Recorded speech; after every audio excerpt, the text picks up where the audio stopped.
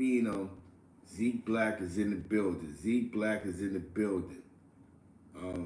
Good morning to Matt Marco, TTO, Father You Allah, Real Cash, Miss Playful, 050 China Brim, Jazoom was in the building, was popping. I know I started a little late.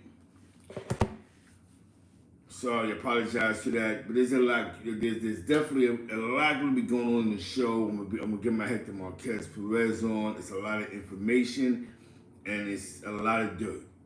It's a dirty game out here, man. Watch, and pay attention to the people that you're around.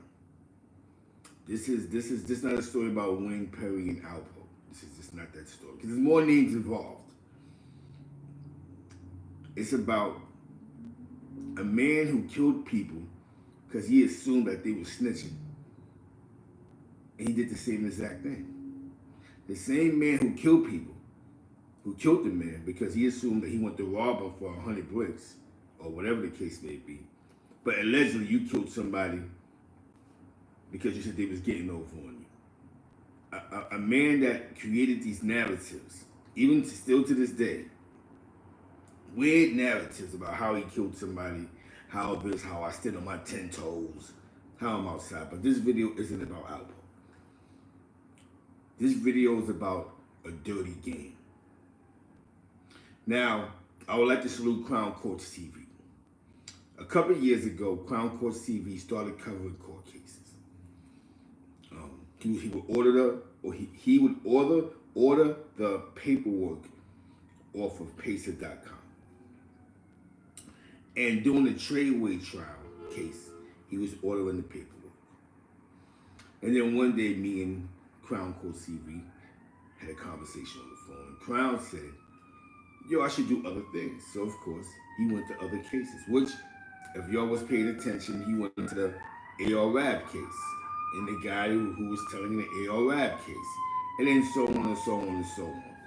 So one day I asked him, I said, yo, you had a conversation. I said, yo, you should try to do the Alpo thing, because if you notice, Crown Court TV has done other cities. He's also did, Rod Diggs' case and a whole bunch of other cases. Shout out to May Ling and all the other voices that was used on Crown Court TV. Yes, that's a bit like that. Me and Crown Court TV, we've had a great friendship for the last 2 years, and I met him on YouTube. J.E. Moneybags. He builds homes. He does construction. Owns his own construction company. Met him online. Good people. I speak to him. I can call him anytime in the night. What's up? You have deep conversations. It's all about business and laughs and jokes. Shout out to Crown Court TV. Happy to see where he's at. He built that. But you have to spend money to get money. So now he sent me the Wayne Perry's paperwork like 2 years ago in my email, but I never looked at the paperwork. Now he's done something on Crown Court TV just with the voices. But with his voices, he just put the voices and he doesn't go into the case. You know what I'm saying? Like his opinion or what he thinks is a fact. Because a lot of us, we got to go by our opinion. Unless we was there and we know the facts. Definitely Chicago's in the building. So as I'm reading the Wayne Perry case, right? Alpo was never Wayne Perry's co-defendant. Now, even Sammy Carvano, the Bull, he was John Gotti's co-defendant until he decided to tell. He was John Gotti's co-defendant until he decided to flip. Even Brian Glaze, he was somebody's co-defendant before he decided to tell a story. Even Frank Lucas, he was somebody's co-defendant before he decided to tell a story. Nicky Barnes had his own first case, but the second case he wasn't a co-defendant of. The case that sent Guy Fisher and like 70 other dudes to the feds. That was a case that actually Nicky Barnes put together personally with the feds to trap off New York drug traffickers. Remember, Nicky Barnes had 2 Fed cases. The one he actually went to jail for all those years, and the one that he actually set up to get that, that instead of doing the rest of his life in jail, he did like 20-something years, right? Now, doesn't that sound familiar? Now, I'm gonna read some things because there's some transcripts. This is a case of a man who testified about his underlings in his organization. Very detailed. You might have some wiretaps, but everything is based off of this man's word. That means this man gave up the evidence, he gave up the van, he gave up the guns. He asked this man put the case together against 3 men in DC. 3 men. And put together the narrative where the story is put together and there's a lot missing. But New York is actually brought up in this case and it dates back to 1989.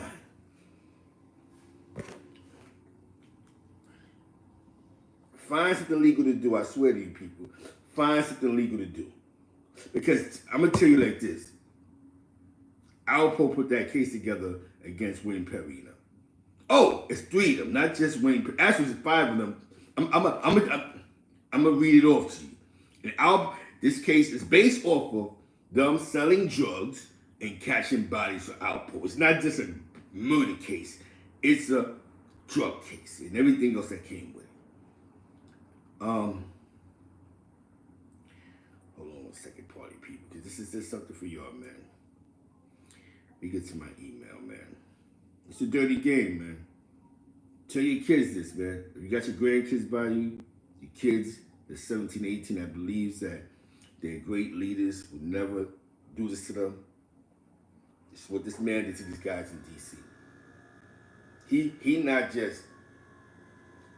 He actually put together a federal case for the feds to get these men the rest of their life in jail. Do you know what that meant?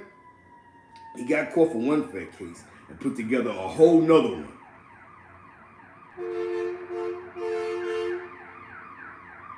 Then I have to think about the timelines here. It goes back to 89, right? So it even goes into 1991 bodies, but you don't mention Rich Porter.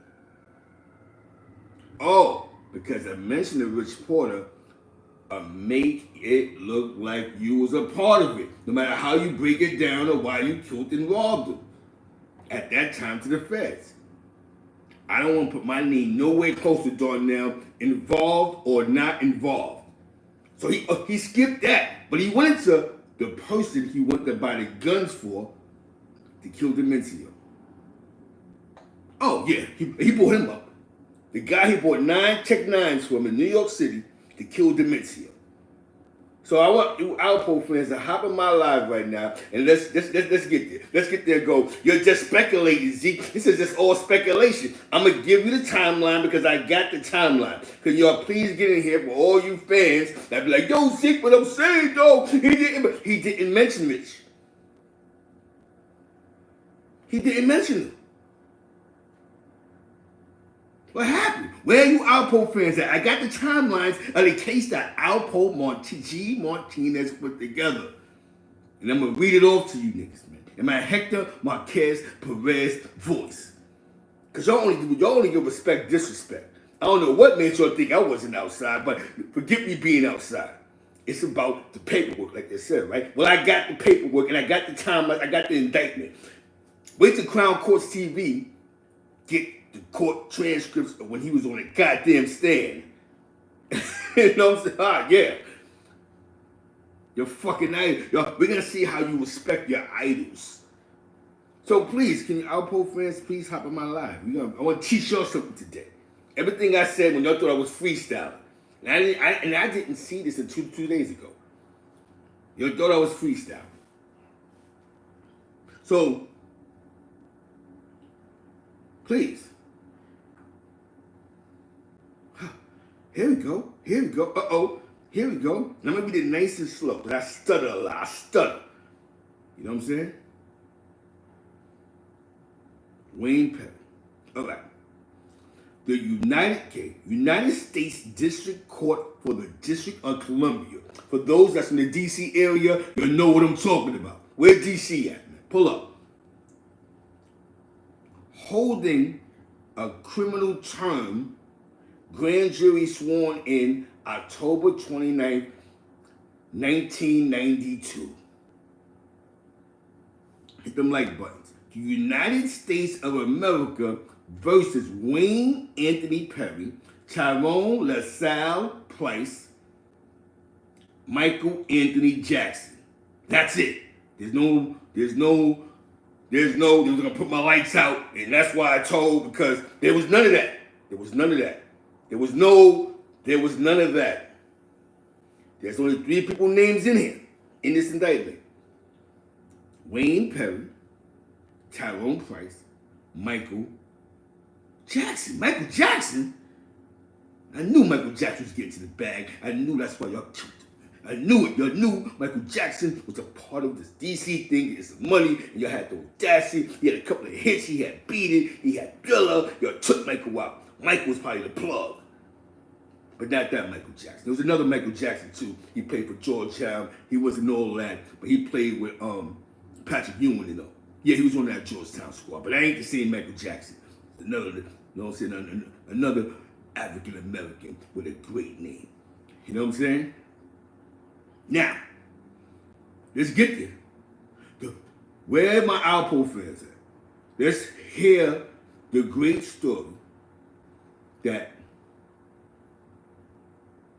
because he put together. Because Wayne Perry can't say this, because we want to, I'm going to say everything allegedly for Wayne Perry, you know, because it doesn't say in New York, it doesn't say that this is an indictment because of New York, and he got snatched up in New York, and this is why we put this together. None of this is being said. Who volunteers homicides anyway? Who goes, whoa, since you got me, I got 5 other bodies. You know what I'm saying? Oh, okay. Nobody does that. Anyway, by the way, Bendito. Let's get in here, Alpo friends. Because this ain't disrespectful. I'm going to teach y'all something today, right? Because I said, he's a fucking junk. He's a fucking junk. He's just talking. He's been sold this and that. Right? That's what the... So let's speak about the man, the myth, and the great storyteller. The nigga should have got into Hollywood plays. He's great at what he do with that, instead of playing with these deadly streets. Once the gig is up, the gig is up. This ain't about him. Maybe he, whatever. Here goes. The conspiracy, count 1. The grand jury charges. This is the grand jury indictment. Boom, this is actually the indictment. Beginning in or about the spring of 1988. 88 was a good year, son. 88 was a good year, son. For all my rappers that's watching this, or all my entertainers watching this, get your popcorn, get your blunts ready. 1988. This goes back to, he went back into 88. The exact date being unknown to the grand jury and continuing thereafter up to and including December 18th, 1991. Now, who died around December 18th, 1991? Get your Google on. So they saying the dates. Within the District of Columbia, the Eastern District of Virginia, the District of Maryland, and the Southern and Eastern Districts of New York. So all these compromised, right? Because Alpo's from New York, right? So all these federal authorities was involved with this case, right? But rich name ain't in this though. That's crazy. You got the feds in New York, right? Eastern District is the feds in New York, right? We have Maryland, the state of Maryland. We have Virginia involved because he was in VA. But there's no mention of rich name. You know what I'm saying? The mentions are, in the District of Ohio. I guess he get it in Ohio because Cam was in line. He was getting some money in Ohio. You know what I'm saying? You know what I mean? And elsewhere, the defendants Wayne Perry, Tyrone LaSalle Price, and Michael Jackson did unlawfully and knowingly and intentionally combine, conspire, confederate, and agree together with each other with Albert G. Martinez, with co-conspirators not indicted hereon, and with others known and unknown to the grand jury, to unlawfully and knowingly and intentionally possess with intent to distribute 5 kilos or more of a mixture of and substance containing a detectable amount of cocaine. Schedule 20, Schedule 2. Narcotics, drug controlled substance in violation of Title 21 United States Code Section 841. Y'all know the rest. To unlawfully and knowingly and intentionally possess. God damn it. These guys was doing a lot of things.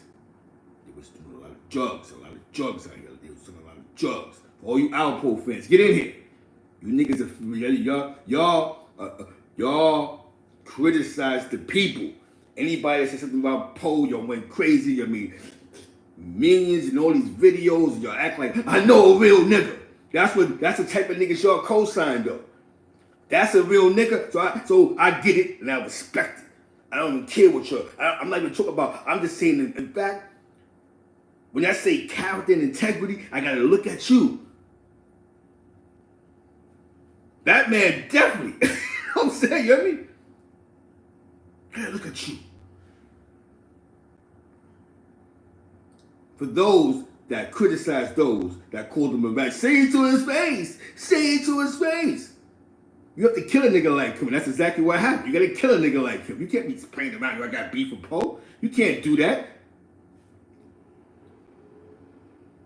You can't do that. Niggas like him, you gotta kill. And that's exactly what happened. Not saying that death is death. The niggas like him, you gotta kill. Where they at? Where you niggas is at? He put together a fake case against these niggas. How the he's not even a co-defendant. Yo, he asked me questions about them niggas, so you actually put together a fake case that date back to 1988, nigga. You mentioned everything else.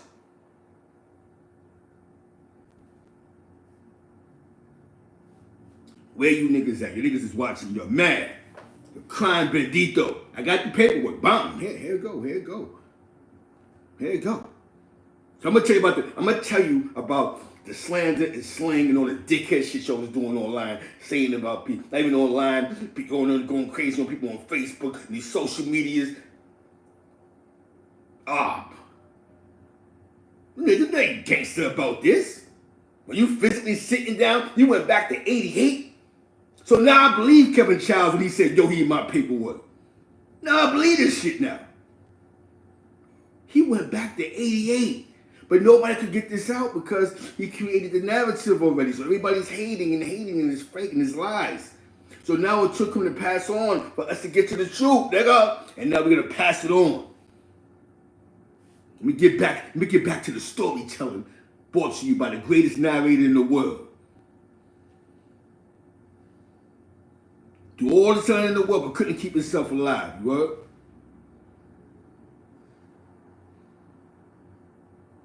You know what I'm saying? We're gonna get you all that. Goal of conspiring, manner to use. Here it goes.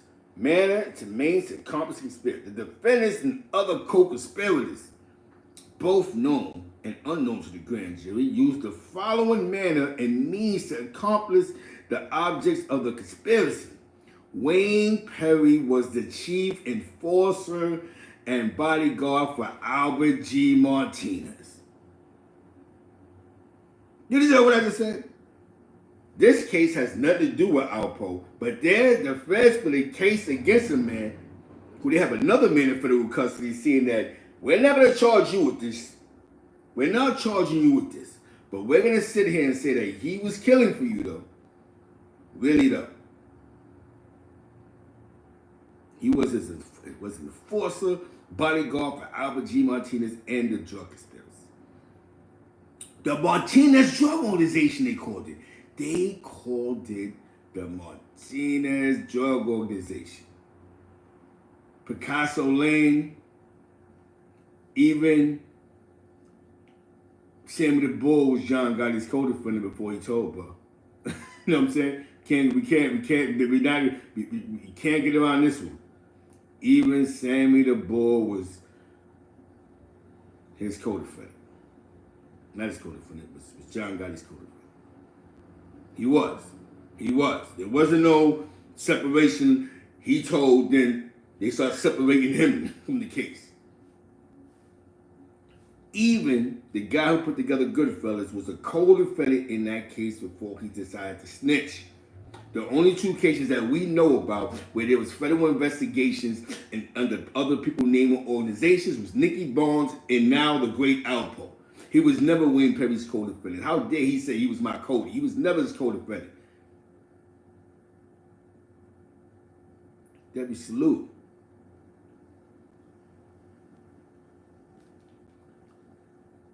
You'll get there right now. As the Martinez Drug Organization. So it wasn't mob style, it wasn't East Harlem Hustlers. It was called the Martinez Drug Organization. Operated as an organization controlled and directed by Albert G. Martinez, also known as Alpo, Wayne Perry, and his associates Tyrone Price, Michael Jackson. Now I wonder, where's Tyrone Price and Michael Jackson? That since everybody only talk about Wayne Perry. What happened to the other two? What happened to the other two? What happened? What happened to the other two? Please tell me. Can somebody please tell me what happened to the other two co-defendants? Everybody talk about Wayne. How about the other two that got caught up in this? And others known and unknown to the grand jury. All right, here we go.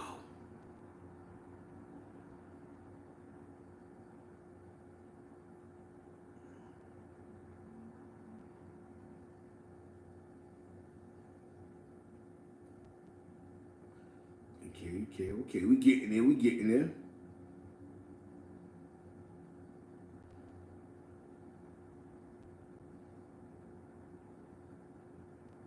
Okay, Albert G. Martinez, either alone or with others, or through the use of carriers, would travel to New York and deliver and elsewhere to obtain multi-kilogram quantities of cocaine and deliver them the same to his lieutenants and other legal drug dealers in the District of Columbia, Virginia, and Maryland for repackaging and resale, or for processing into cocaine base, also known as crack cocaine, before repackaging and resale. Over the course of the conspiracy, Albert G. Martinez transported and caused the transportation of more than 500 kilograms of cocaine from New York to the District of Columbia, the Eastern District of Virginia, and the District of Maryland over the course of the conspiracy.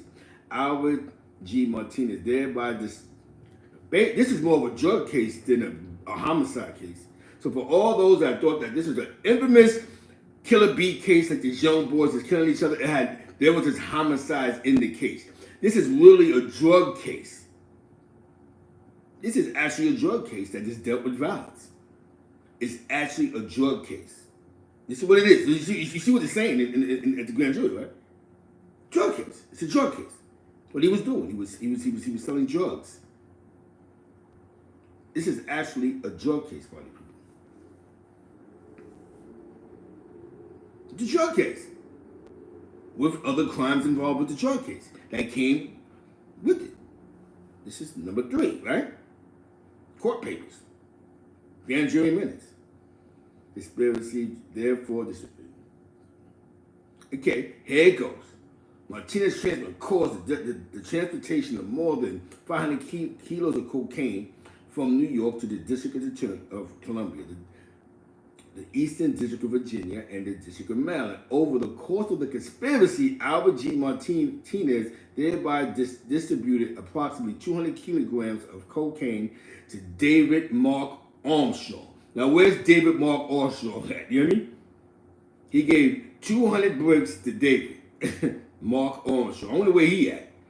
300 kilograms to Garrett Terrell, and 250 kilograms of cocaine to Andre Johnson. These are the guys that he said that he was selling to. This is how detailed this grand jury was. This is how detailed this case was. This is what this man was saying on the stand, most likely. He gave up the people he sold. He actually telling, yo, this is who I sold the drugs to. So this case was bigger than Wayne Perry. You don't know where the other guys is at. They're fighting for their freedom, or maybe some foul shit happened down the line with them. But this is what led to this. He put their names in this. Again, what it says, Andre Johnson, Martinez also distributed small quantities of cocaine to Shelton, Cortez, Watkins, Nathaniel Watkins, and Sherelle Gilbert. Wayne Perry, Tyrone Price, Michael Jackson, and others, unindicted co-conspirators, both known and unknown to the grand jury, accepted quantities of cocaine from Albert G. Martinez in exchange for services or for redistribution and resale. This ain't even a wiretap. This is him telling them who he was serving. And y'all talking about the Haitian guy that couldn't keep him from talking. This nigga gave up people he actually sold drugs to. That's what crackheads do. You know what I'm saying? Not saying crackheads, but most crackheads, they get caught, they get a block up. This is what he did. He gave up everybody he sold. No, nigga, you gave up everybody. And I bet you a lot of names you said wind up getting jammed up one way or another. Or they probably dead, or they probably fell victim to the game. You know the names he gave up? This is a drug case that had violence in it. That's like 20 names he gave up right there. That's like 20 names. They're not even saying the others. And mind you, he had to go to the grand jury to say all this shit. You know what I'm saying? Again, you let a man speak, right? Okay. I like that. That's how I like when you're jumping in the situation, right? There wasn't an agreement, but the agreement was if I give you what you want, I don't die in jail. There's no agreement to that. He put this case together. An agreement is, yo, I want you to tell on John Gotti, and if you lie, you're gonna lose your freedom. What he did is what Nicky Barnes did. Did you ever read Nicky Barnes' book? Nicky Barnes said when he was in jail, they started shitting on him. They wasn't sending him no money, and Guy Fisher started having sex with the girl that he loved. So he called the feds in and said, "Yo, I can give you the New York, the drug dealers of New York today," and that's exactly what he did. But for this, can I get leniency? But Jimmy Carter must have had something in that paperwork that said that nigga gonna do it every day. He gonna do every day that 25 years in the feds. Some people say because of the Time magazine photos. Some people say because of the dead bodies. But Nicky Barnes, when he gave up his organization, the second case had nothing to do with a plea agreement. That had to do with if I give you this, you give me that. That's exactly what he did. I give you this, y'all give me that. Keep me out of that DC shit. And that's why he spoke so freely. So again, my Hector Marquez, Perez voice, Bandito, Maricon, and you fucking cabrón. Because you sound fucking stupid. There was no fucking plea agreement. You know what I mean? It was, I give you this and you take that. Now get out of here, man. You need to go hug your fucking kids, you fuck. What's wrong with you, man? What plea agreement? Because he said that. Oh, you give me a plea agreement. There was no fucking plea agreement. This is a nigga that's told on a bunch of other niggas to get out of jail. He said like 30 names, man. What's wrong with you, man? What's wrong with you? What's wrong with you, man? He said like 30 names, man. Rich Porter would have went to jail if he ain't killed that man. That's what the niggas did exactly. Get out of jail. They put together these cases. You know, a plea agreement is I get caught. I don't want to go to jail. They sit my black ass down and go, what you gonna do? You know what I'm saying? And I sit there and I take the time to agree. They go, well, I agree. I'll tell them with the bodies. All right, if you lie, you lose your plea agreement. That's two different things.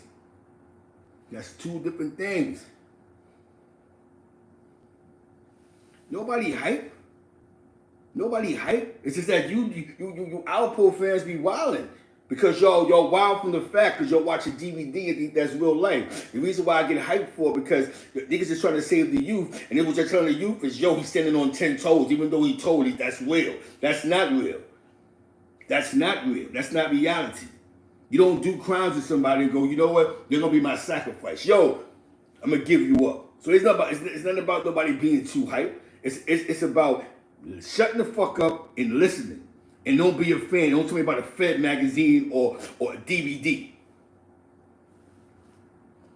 You know what I'm saying?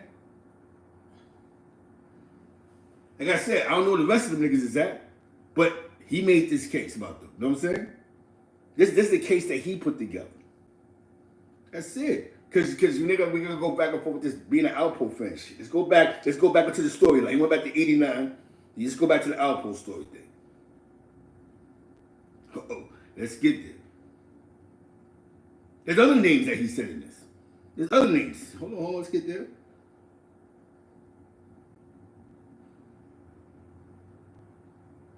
In 1989,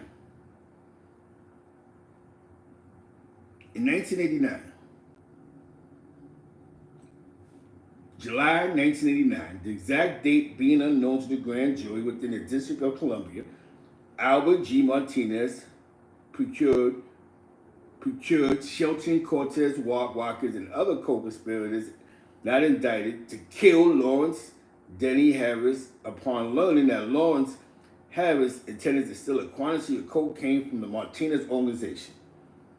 This is 89. This is 89 we're talking about, right? On or about July 25th, 1989, right? Within the District of Columbia, Albert G. Martinez, Shelton Cortez, and another person whose identity is known to the grand jury while armed with a 9mm, I got a friend named Peter. Purposely and with the deliberate and premeditated malice killed Lawrence Dennis Harris. Now you notice something? If you notice that he put himself on the crime scene and said, "Well, this is how the murder happened because I was there." You know what I'm saying? Find some legal shit to do. Seriously, listen. This is serious, man.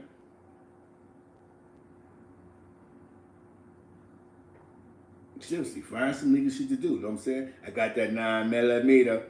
I got that guy named Peter. Clang. This is serious, man. This is a person who puts himself on the crime scene. You know what I'm saying? How you know he did it? Because I was there. I supplied the guns. Now I'm going to tell you where he got the guns from. I didn't even get there. Remember I said 9mm. 9mm. Remember I said 9. Remember, check 9. What's up, big dog? You heard?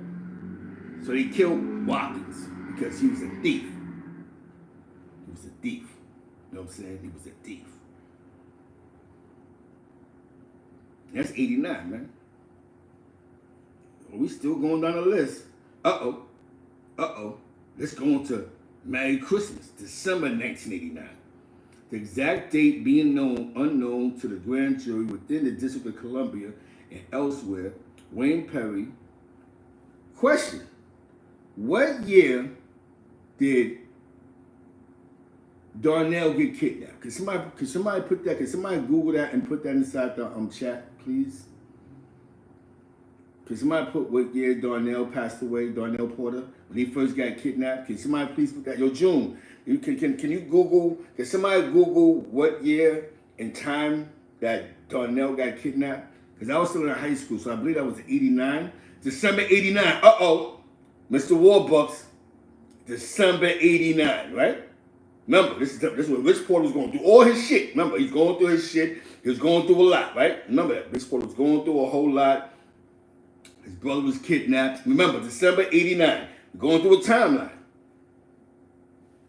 Look, timeline, right? December 1989, the exact date being unknown to the grand jury within the District of Columbia and elsewhere, Wayne Perry and Shelton Watkins suggested to Albert G. Martinez that they killed David Short, also known as David Dev, also known as Duke, because they believed that he was planning to steal money and cocaine from the Martinez drug organization and possibly kill Alpo.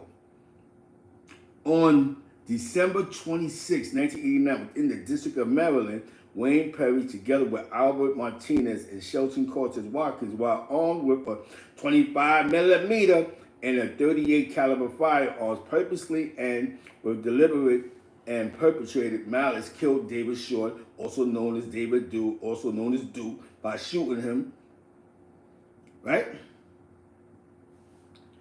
When they found Rich Porter,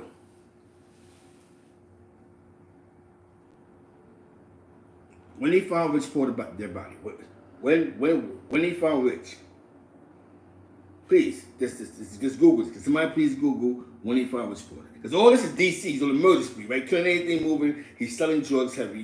His bag is there. Okay, after the New York, can somebody Google the day they found him? Because all this is, because remember,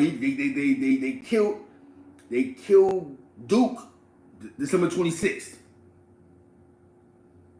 Can somebody give me like around the time when he found him, the date?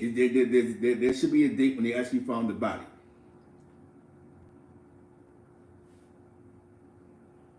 When they actually found the body, January 91?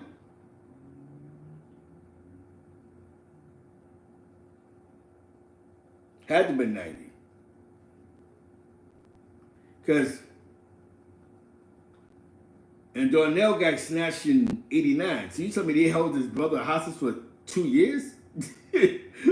Was it a big whoop? Yeah, 1990, right? January. So December 26th, while Darnell's kidnapped in New York, remember he said? Exactly, right? When he's in New York and he's kidnapped, Alpo says that he was in the Maryland area catching a homicide. You know what I'm saying? He was in the DC area catching a homicide. He was fresh off a body by the time he got to Rich. He was just fresh off. This is his words. He said December 26, 1989.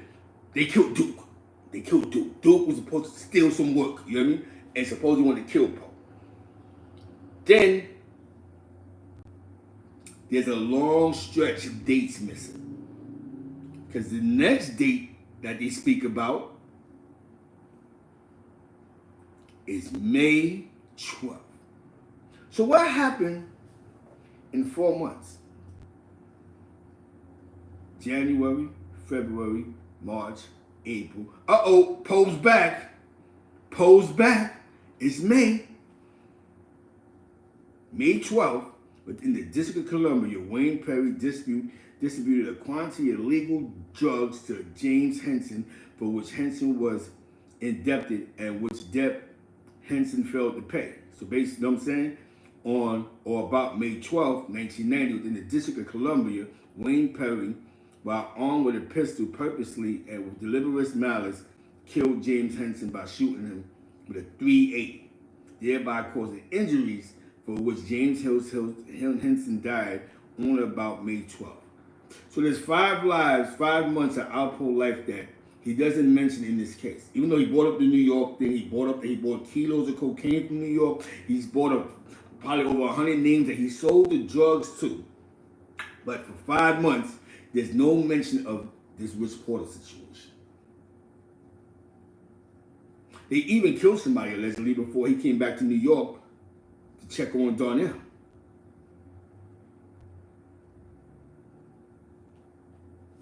That's crazy. That's deep. Because hold on. 89. December 89. Can you give me what date? There's a date that says when Darnell got kidnapped. This is fucked up. I'm saying salute to the Porter family. But this is some deep detail shit. You only get detail. I'm getting detail right now. So, if the feds, you copped out to 17 known and unknown homicides that involved people in this case, that involved dudes in this case. What happened in 5 months? So you don't mention Darnell. Me and my boys came to New York and we did this. You know what I'm saying? You don't mention none of this. So now look what you just said, Mr. Warbucks. If you saying that he got snatched up early December, right? Poe was still in DC on a massive murder spree. So Darnell wasn't. There's no way that Darnell was a worry to him, because Poe was still getting money. If he got snatched up, I'm not saying it like that, in early December, that mean that our Poe wasn't a worry to him. I mean that Darnell wasn't priority. Now, I'm gonna tell you, why Poe didn't do that. Because he didn't want to tell the feds that he killed. He had to put himself not in a situation that he was involved with Darnell Valentine.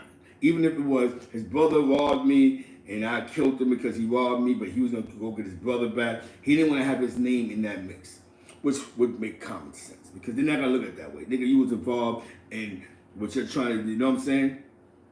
They might have even told the nigga, like, listen, let's leave this whole Darnell shit out, leave that New York shit out, boom, boom. So you only care about DC. And that's what it sounds like. Exactly. Just boom, keep that shit out. We'll keep your name away from that. Makes sense, right? Look, 5 months. The next time that he begins to speak again on the case is in May because he's keeping it DC and not in New York. So how the fuck did you start counting out the bodies in New York? If they're talking about you bought the drugs in New York, right? You bought the drugs in New York, they bring that up all day.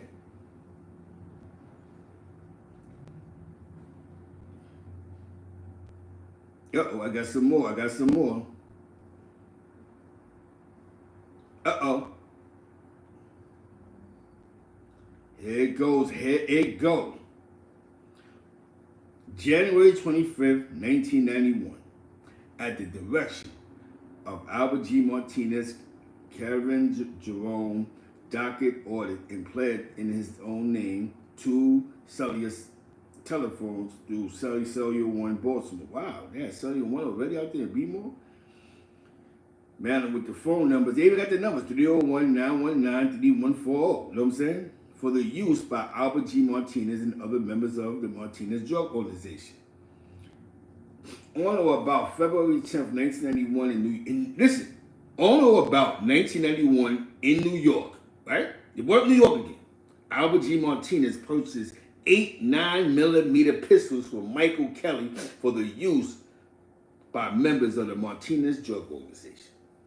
So again, you bring up New York and say you bought 9 guns that was used to kill niggas. You know what I'm saying? Allegedly. Now what happened to Michael? Yo, Mike, where you at, Mike?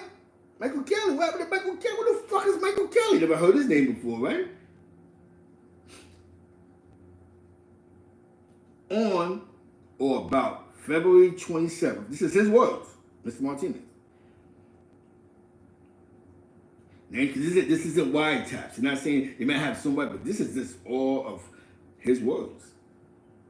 July 1991, the exact date being unknown to the grand jury within the District of Columbia, Wayne Perry and Albert G. Martinez decided to eliminate a rival drug dealer from New York named Demencio Benson, as they concluded that he posed a threat to the Martinez organization. Now, what did he say on a great mixtape? He ain't say, yo, I killed him because he smacked my wife. He ain't say that. He told them, yo, Demencio was my competition, so that's why I had to kill him.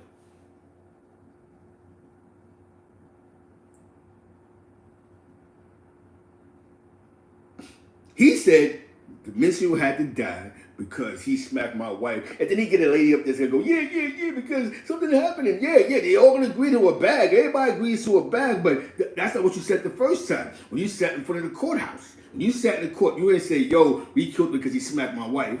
And, you know, he was cutting my throat. That must have meant that Demencio was getting to that bag in D.C. Rest in peace, Demencio. You know what I'm saying?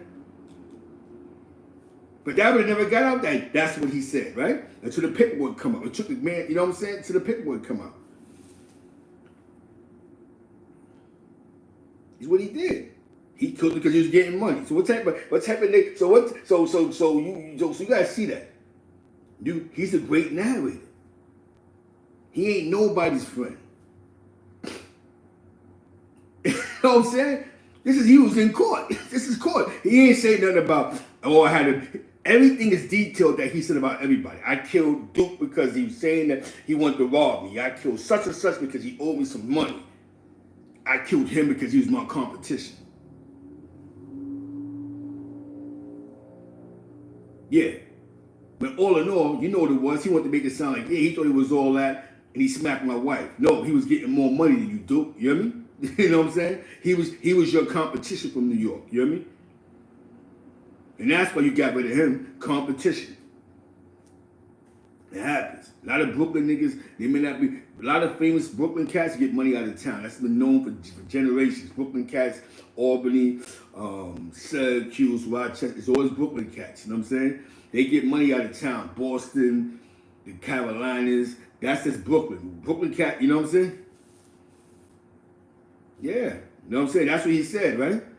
That's not what he said in court. What he said in court was, yo, my competition. You know what that meant? The ministry was telling them niggas how they couldn't eat on his Brooklyn shit. Yo, you know what I'm saying? Niggas is bugging. Whatever side they was on, you can't eat over here.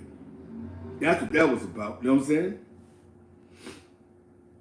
So I tell you, man, a nigga now get the story they want. This is what he said in court. These are his words in court. This is what he told them. Yo, he was my competition. That's why I killed him. All that other slick shit he said, oh, you think he's tough and all this other shit. We know Brooklyn niggas. Brooklyn niggas try to shut shit down. Brooklyn niggas got a gang of stick-up kids, okay? You had a couple of spots, I'm going to send them at you. You know what I'm saying? You know what I mean?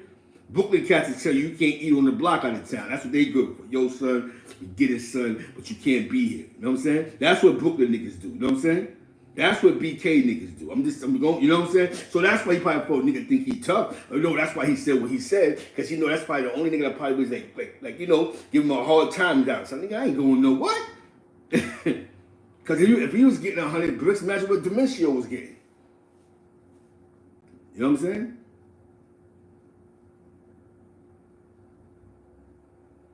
He said he's a threat. How can you say he thought he was tough and all this other shit, but then in court you say he was a threat to what you was doing? So which one is it? Did he think he was tough, or was he sort of like bulldozing on your situation? You know Brooklyn niggas got killers too, man. They don't have to recruit a DC nigga. Them Brooklyn niggas got, all they gotta do is recruit out of Cypress Projects. You know what I'm saying?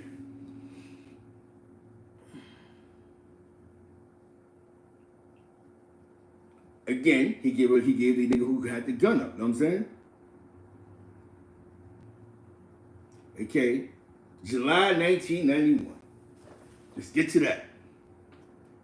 The exact date being known and unknown to the grand jury within the District of Columbia and elsewhere. Wayne Perry, together with Albert G. Martinez, offered. As you notice, most of these bodies, he's putting himself on the crime scene. Have you noticed that?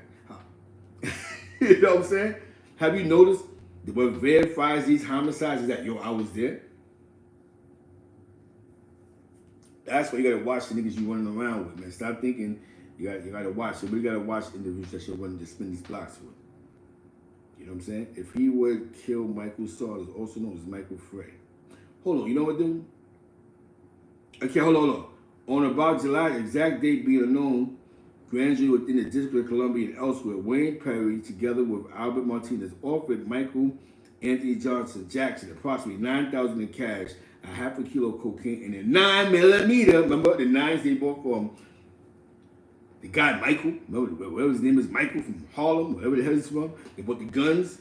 Remember him? So I can only imagine where Michael's at. You know what I'm saying? Unless he's dead as fucking crack. His guns was actually used in homicides. They killed Albert G. in order to this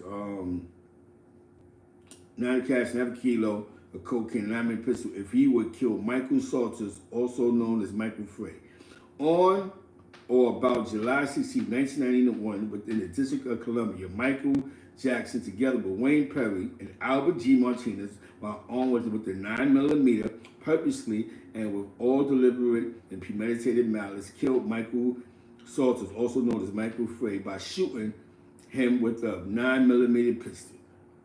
So I can only imagine the guy who sold him the guns in New York, what he's going through. This guy's going through, he's saying the guns that he actually sold to him, Poe said who he got the guns from. You know what I'm saying? You know what I'm saying? He got the guns from, son. He got the guns. It's who he got the guns from, but he didn't die because of that, Mr. Warbucks. He died because he was the competition that was disrespectful. That's why he died. He died because it was more so he was my competition. There's a bunch of niggas that know who got their wives punched in the face. And they really know them for going to war with niggas was the block. You know what I'm saying? You hear me? So we can, you know what I'm saying?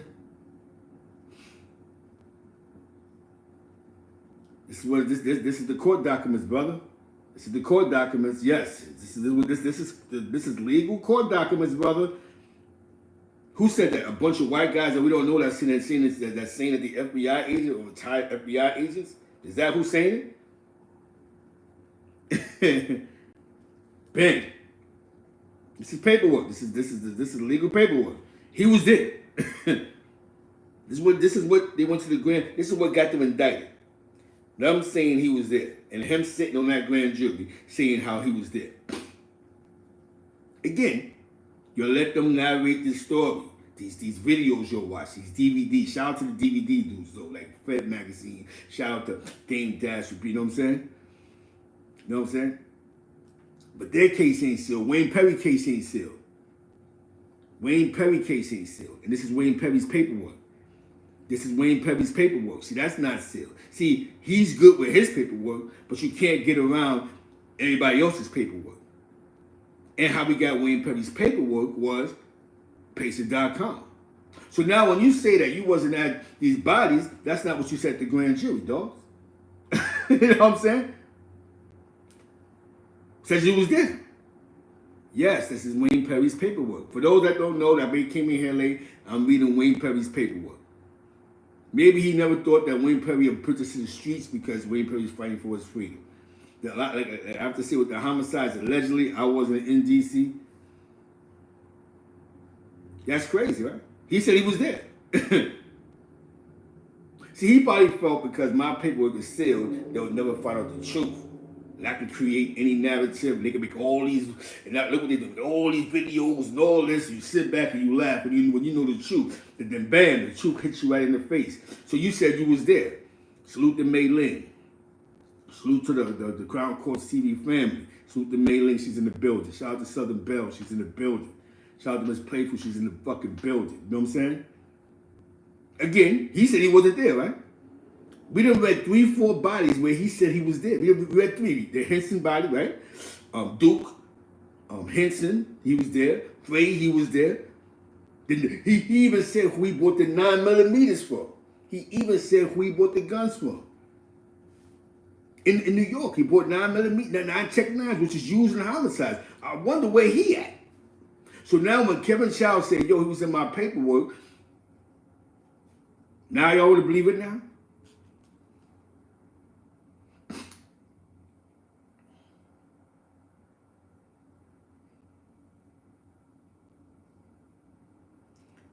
All right. It's 1991. We're still in 1991.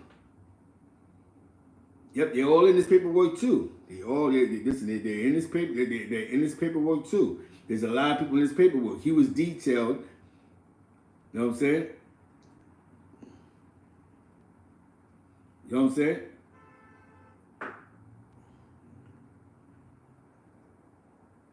Hold on, what you just said? Yeah, Michael Frey, July 1991. Dementio, let's deal with the facts. They call Michael Frey. July and Dementio is ready. Yep, July 1991. Yep, see, boom. They don't know. I don't know. They don't got the exact date, but they got the month. July 1991, July 1991. See, that's good. At least you're here. We're on the same page. You know what I'm saying? They only listen. This is, see, you only going by what somebody tells you. This is actually what he sat on the stand and spoke. What you're saying on the DVD and the mixtape, it's totally different than what you told them courts when you first got caught. So which one's the lie and which one's the truth? Now you want to remix. See, you can remix the story years later, but this is what you told the courts, my man. You know what I'm saying? What you told the courts. You can't get around what you told the courts.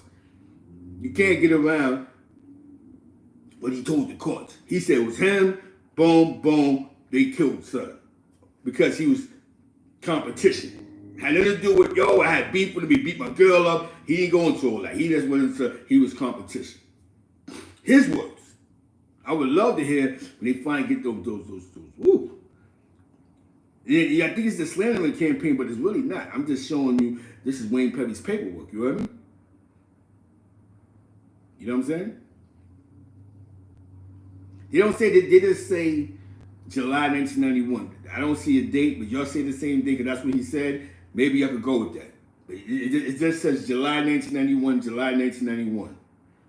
But it goes on July 20th within the district attorney. Oh, hold on. Oh, they went a little further up. They come up with the date, they come up with the plot. You know what I'm saying? Hold on one second.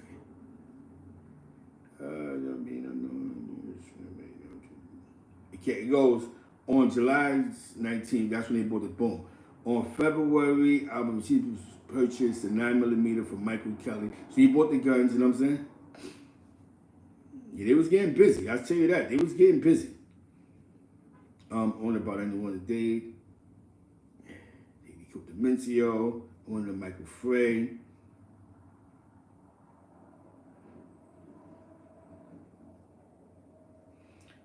We go to July 16th.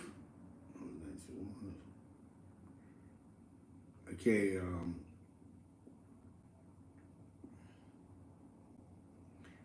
They say that he died on July 17th. Hold on or about July 16th within the District of Columbia, Michael Frey together with Michael Jackson together with Wayne Perry and Albert Martinez while armed with a 9mm purposely with deliberate malice killed Michael Salters, also known as Michael Frey, by shooting him with a 9mm pistol, thereby causing injuries from which Michael Salters, also known as Michael Frey, died on or about in 1991. July 17th, 1991. Yeah, so they killed. I guess they killed him on July 16th.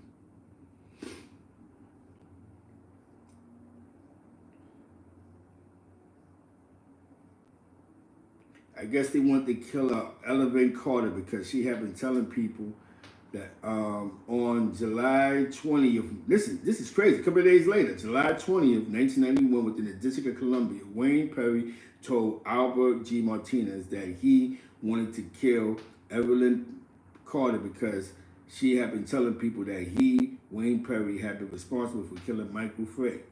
On or about July 20th, within the District of Columbia, Wayne Perry, together with Albert Martinez and Thomas Dozier, while armed with a 9mm pistol. Damn, I wonder where the fuck Michael at? Because all these guns, all these bodies with the shit, he said you sold them. You know what I'm saying? You hear me? Like they selling a bad bag of dope to somebody. This is crazy. You know what I'm saying? Killed by shooting her with a 9. Okay, and on or about July 20th, 1981, within the District of Columbia, Wayne Perry, together with Albert G. Martinez and Thomas Dozier, while armed with the 9mm pistol, purposely and with deliberate and premeditated malice, killed Evelyn Carter by shooting her with the 9mm pistol, thereby causing injuries from which Evelyn Carter died on about July 21st, 1991. This is sad. So basically, she died because she was saying that they, you know, she didn't mind her business, and she went and said that they allegedly killed such and such, and they went and killed her. So rest in peace to I'm saying now, years later, Pogmire said it was 20 people there, but she just said 3 people and she got shot. These are his words from his case he put together against them. So this is the words that he put together. This is what he put together, titled and detailed. You know what I'm saying? Remember, he was never Wayne Perry's co-defendant. He actually put this case together. This ain't no slang. This ain't no slander. You know what I'm saying? You know what I'm saying? On or about, yeah, definitely. So you can hear it clearly in one shot. On or about September 1991, the exact being unknown to the grand jury within the District of Columbia, Wayne Anthony Perry informed Albert G. Martinez that he wanted to kill Yolanda Burley because he suspected that she was conveying information about the Martinez drug organization to law enforcement. Like I told you, back in my era, if we even thought she was telling you, it was off the count. There was no paperwork. There was no paperwork parties. There was no pull up with your that was not happening. If we assumed that she was telling, you was off the count. You know what I'm saying? This is what you're about to hear right now. On or about September 24th, 1991, within the District of Columbia, Wayne Perry.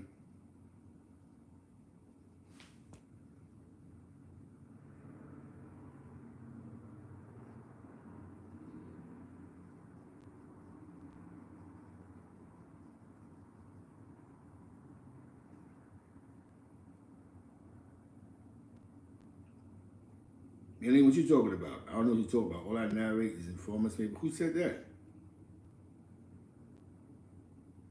Oh.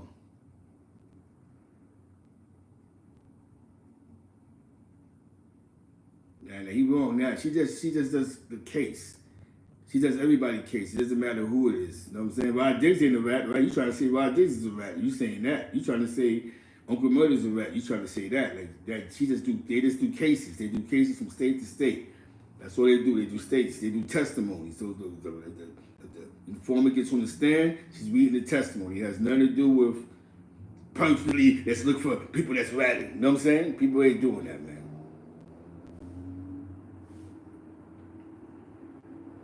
Oh, okay. Yeah, educate him. On or about September 1981, the District of Columbia, Wayne Perry informed Martinez that he wanted to. Oh, hold on.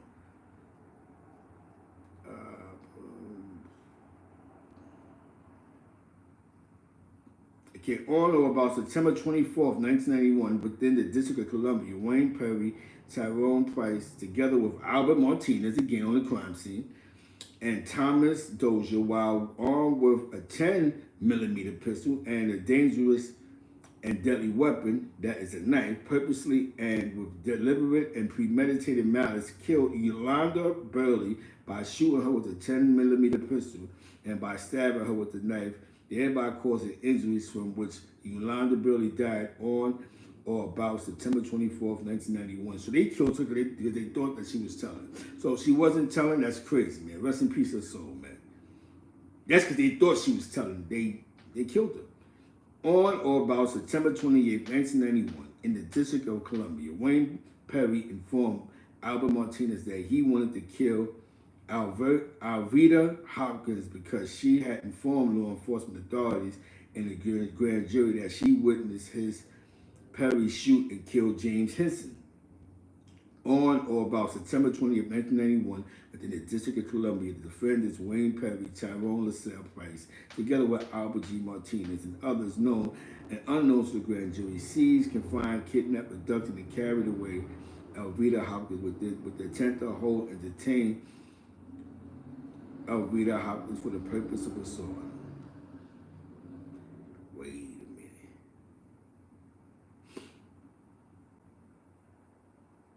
So they was looking for, so Wayne Perry's first name got caught up in the Henson joint. And one of them, she went to a grand jury. That's deep.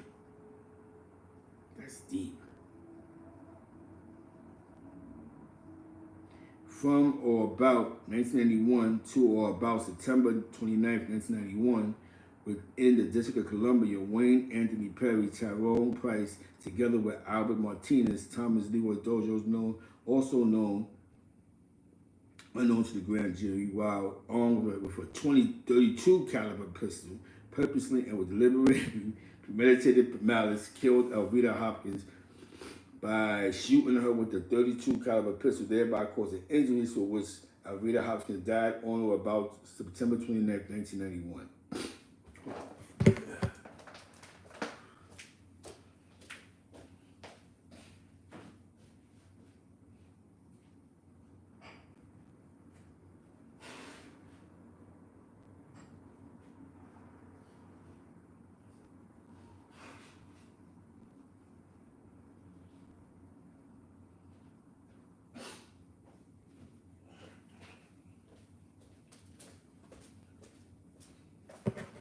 There we go. Hector Marquez confessed. She was in or about the months until November. Wayne Perry, Tyrone LaSalle Price, together with, they killed shooting her with dirt, and they killed her.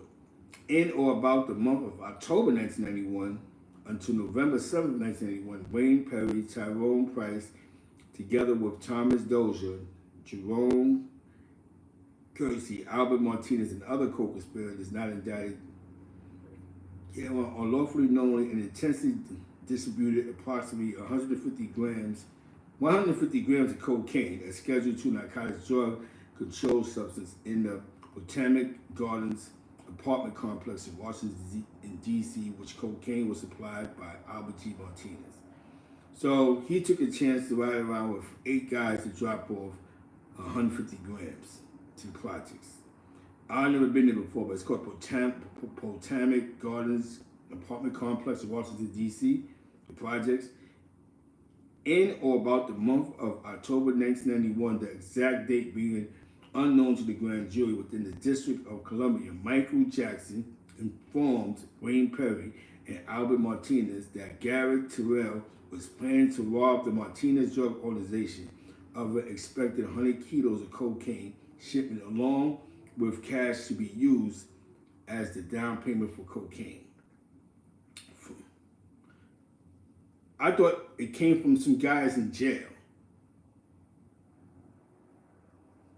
I really thought that the phone, he said, he told some guy in jail that told some guys on the street, and he got nervous. Big Head Gary, somebody that was around them every day, told them that what Big Head Gary plot was. So the plot came from the streets, not a jail calling. I heard he told somebody in jail.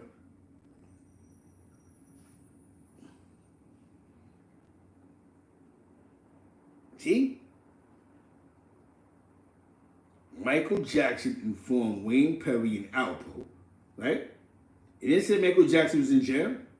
Michael Jackson informed them that that Big Head Gary, as I call him, was planning on robbing him for 100 kilos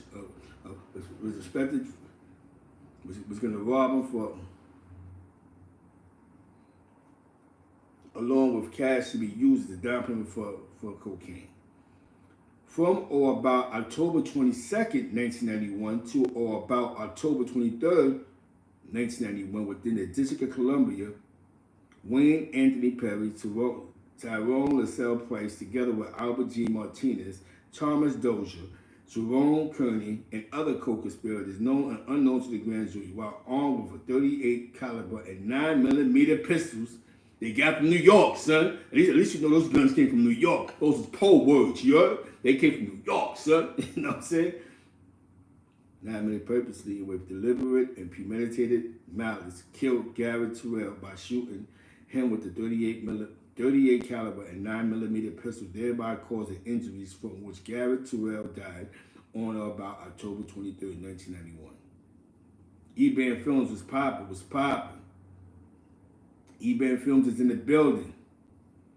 On or about November 7, 1991, within the District of Columbia, Albert G. Martinez transported 104.11 grams of cocaine in a Zuzu Trooper automobile, along with $3,186 and a 9mm Taurus semi-automatic pistol serial number TJ159430.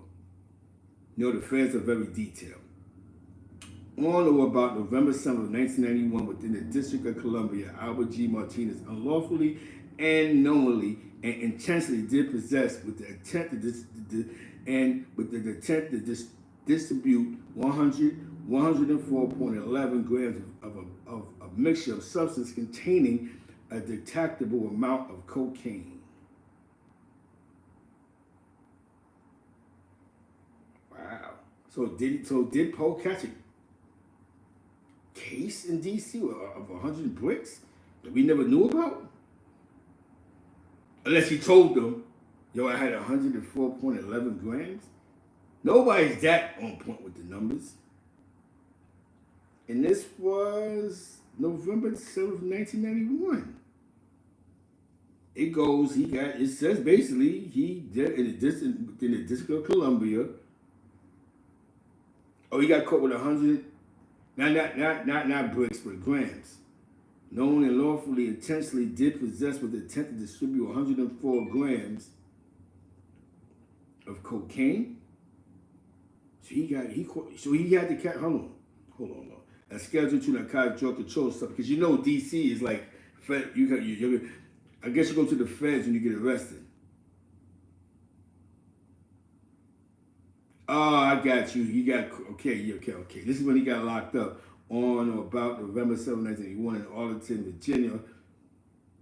Albert G. Martinez stored approximately 412 grams of cocaine along with 6,000 vials used for packaging cocaine, 5,500 in cash, and a 9mm semi-auto Taurus pistol serial number in a blue BMW car. On or about November 7th in Arlington, Virginia, Albert G. Martinez unlawfully, knowingly, intensely did possess with intent to distribute 412 grams of a mixture of substance containing a detectable amount of cocaine, a Schedule II narcotic drug.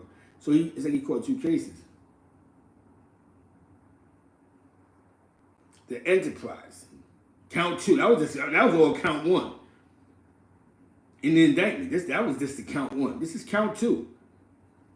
Beginning in or about the spring of 1988 up through and including December 18th, 1991, Albert G. Martinez, also known as Alpo, headed the organization known collectively as the Martinez Drug Organization. But this federal indictment has nothing to do with the Martinez organization. It's just the hitters. It has nothing to do with Alpo. Alpo's only mention in the case is the crimes that he was at or he knew about. So basically, it's a fact. Poe put this case together. He probably would have been a great federal agent. You know what I'm saying? You know, that's what it says. This case is derailed. Listen. Count 2, RICO conspiracy. It says A, the enterprise. Beginning on or about spring of 1998 up through and included December 18, 1991. Now, Albert G. Martinez, also known as Alpo, headed an organization known collectively as the Martinez Drug Organization, which was based primarily in the District of Columbia. The Martinez Drug Organization constituted enterprise as defined by Title 18 United States Code Section 1961-4, that is a group of individuals associated in the fact in the District of Columbia and elsewhere. The activities and criminal conduct of the Martinez organization affected interstate and foreign commerce and were conducted in the District of Columbia, the District of Maryland, the Eastern District of Virginia, Southern and Eastern Districts of New York, because of the guns. Remember he said about the guns. You got the guns and the drugs from New York, so that's what includes New York City in it. The Eastern and Southern Districts of New York.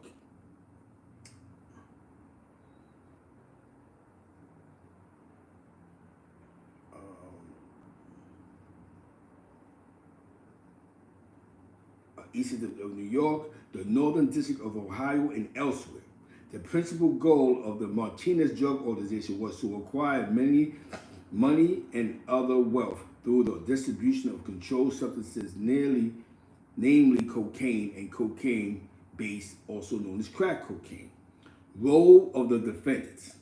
Anthony Perry Wayne Perry provided counsel, advice, and armed protection for Alpo and the Martinez Drug Organization in exchange for cash, cocaine, and other property. Wayne Perry held the position as Alpo's chief enforcer and bodyguard. Wayne Perry also played a role in the Martinez Drug Organization as a drug trafficker. As chief enforcer to the Martinez Drug Organization, Wayne Perry used armed and unarmed violence, threats, kidnappings, murders, and robberies to protect the Martinez Drug Organizations, its members, proceeds, property, and illegal drugs, and to maintain internal discipline and to control within the organization. He would perpetrate crimes or violence or procure and cause others to perpetrate crimes of violence against rivals or competing drug traffickers or others to acquire drugs, cash, property, and to eliminate a strife competition.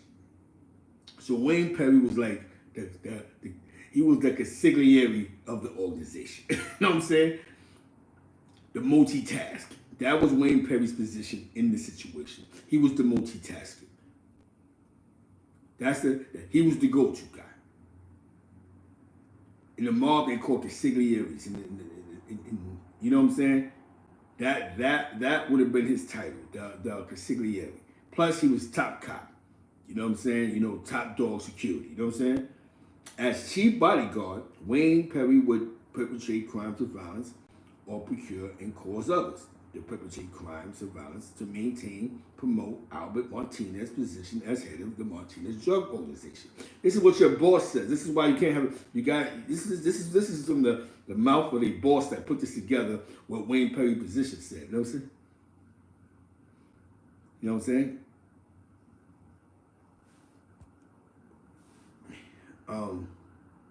Perpetrate crimes to maintain, promote Albert G's position as head of the Martinez Drug Organization to instill fear in the community, which would enhance the reputation of Albert G. Martinez as a drug kingpin and to intimidate those who would act against Albert G. Martinez or any members of the Martinez organization. That was Wayne Perry's position. So basically, he sent the bodyguard, top cop, to jail, the top enforcer. He basically sent his enforcers to jail. This case is basically around drug dealer, the drug organization, but y'all the enforcers. And y'all going to jail, and who's going to send you to jail? Your boss. As a drug trafficker, Wayne Perry would distribute cocaine or procure and cause others to distribute cocaine, primarily in the vicinity of 203 North Street Southwest in the Botanic Garden apartment complex of Washington, D.C. I've never been there before. He said he and others would employ violence or threats of violence to collect debts owed the Martinez Drug Organization and to assure prompt payment of debts owed to the organization. Wayne Perry recruited a number of associates whom he trusted to assist him to commit drug trafficking crimes of violence in furtherance of the Martinez Drug Organization. Along these recruited associates were Tyrone Price, Thomas Dozier, James Kearney, and other co-conspirators known and unknown to the grand jury. On occasion, he and Alpo Martinez would hire other persons such as Michael Jackson and Shelton Watkins to commit crimes of violence in furtherance of the Martinez Drug Organizations. Michael Jackson was a confidential ally of Alpo and Wayne Perry. On occasion, he would warn Alpo and Wayne Perry about the plans of rival drug dealers that posed a threat to the Martinez organization. So basically, he was a weasel who would hang out with one drug crew, dudes he grew up with that be talking about them, and he'll go over there and put them on. Yo, these dudes is plotting you, or they want to rob you, or such and such. I was at the bar last night. He was the pillow talker of the hood. He hang out with one crew, and the weasel. You know what I'm saying? So he was the weasel. He's the one that we never wanted to be about. The guy that fucks with everybody. You know what I'm saying? So now, it's about Michael Jackson. Members. He will also provide information to Wayne Perry and Alpo about the plans of individuals within the organization that wanted to rob, steal, and kill other members of the Martinez Drug Organization, or about the plans of individuals who would otherwise betray or injure the Martinez Drug Organization. Michael Jackson will provide this information and will provide these services in exchange for guns, cash, cocaine, and favored treatment by Wayne Perry and Alpo and members of the Martinez Drug Organization. Wayne Perry and his associates would accept deliveries of firearms procured by Albert G. Martinez from the intermediate and straw purchases in the Northern District of Ohio and Southern District of New York for use in aid of drug trafficking crimes. And so the only thing he brought about New York was he was buying guns from the Southern District of New York. And his only attachment to Ohio was he was buying these strawmen guns from people that was in Ohio. Whew. At all times, Alpo G. Martinez, also known as Alpo, was the leader of the principal administrator of the enterprise known as the Martinez Drug Organization. Martinez obtained hundreds of kilograms of cocaine primarily from his sources of supply in the New York City area or the state of New York, and would transport or cause the transportation of the cocaine to numerous customers and lieutenants in the District of Columbia, the District of Maryland, and the Eastern District of Virginia. Martinez utilized a network of drug trafficking lieutenants and customers who would accept delivery of his cocaine on consignment or cash, and who would in turn repackage or resell the cocaine or manufacture the cocaine into cocaine base, also known as crack cocaine, for repackaging and resale. Now, for those that just came in, this is Wayne Perry's paperwork. This is this is actually his indictment. For those that doesn't know, your Tigo show is popping. This is actually Wayne Perry's indictment paper. It's based off of the Alpo organization, and this is the story that he told the feds. Alpo is not a part of this case. He is a part of the case because he detailed it, that these guys are committing their crimes because of him. And he does mention New York City, but he doesn't mention, he mentions, but he bought guns in New York. He also, you know, when he was talking about Rich Porter and Darnell, when Darnell popped up missing, he was still in D.C. He allegedly killed somebody December 26, 1991, and then his telling went back to D.C. into May. So there's a 5 months in his timeline that he never spoke about when he began to detail his telling. You know what I'm saying? 5 months after Darnell, after Rich Porter died, boom, and up until May was the next time that he resumed his telling on DC cats. So for those 5 months that he claims that he gave up all these bodies for certain situations, bendito. You know what I'm saying? But this is Wayne Perry's. These are his enforcers, his killers. You know, drug trafficking, deliveries, cocaine, consignment, the RICO conspiracy. From in or about the spring of 1988 or about 1981 within the District of Columbia. The District of Columbia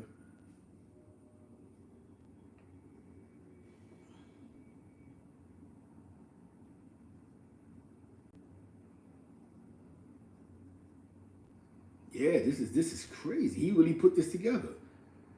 He put this together. To get his 20 years for this something regular. He put this case together, man. This is purely him putting this together. This is purely Alpo Martinez putting this together. He's a great storyteller. Yo, I swear to you, New York City guys are some of the greatest storytellers. I'm not gonna lie to you.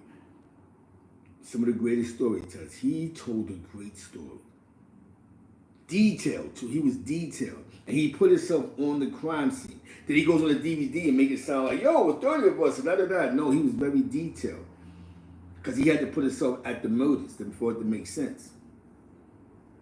Very detailed. This is Wayne Perry's paperwork. It's disgusting, man. You know what I'm saying? I'm gonna tell you what's gonna get crazy. I'm about to read off.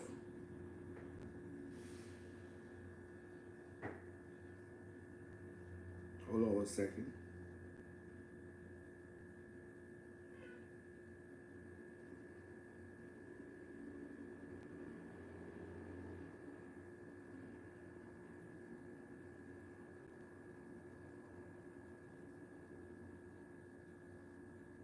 Hold on. It's a dirty game. I appreciate you, man. You know what I'm saying? Definitely salute to Miss Playful. Thanks for the $10 donation. Definitely, we here, we in the building, man. This is crazy, man. Now this is actually what the charges is. What Wayne Perry blew to all defendants. It goes all defendants, right? Count 1. Conspiracy from spring 1988 to 1991. Count 2, first degree murder of James Henson, May 12th. Count 3, Wayne Perry, Thomas Dozier, Albert G. Martinez, Demencio Benson. Count 4, Michael Frey, Michael Jackson, Wayne Perry, Alpo, 1991, Michael Frey. No, count 1. Count 4 is one. Okay, let me do it right. All defendants, count 1 is conspiracy from spring 1988 to 1991. Count 4 is Wayne Perry, first degree murder of James Henson. Count 6 is Wayne Perry, Thomas Leroy Dozier, Albert G. Martinez, the murder of Demencio Benson.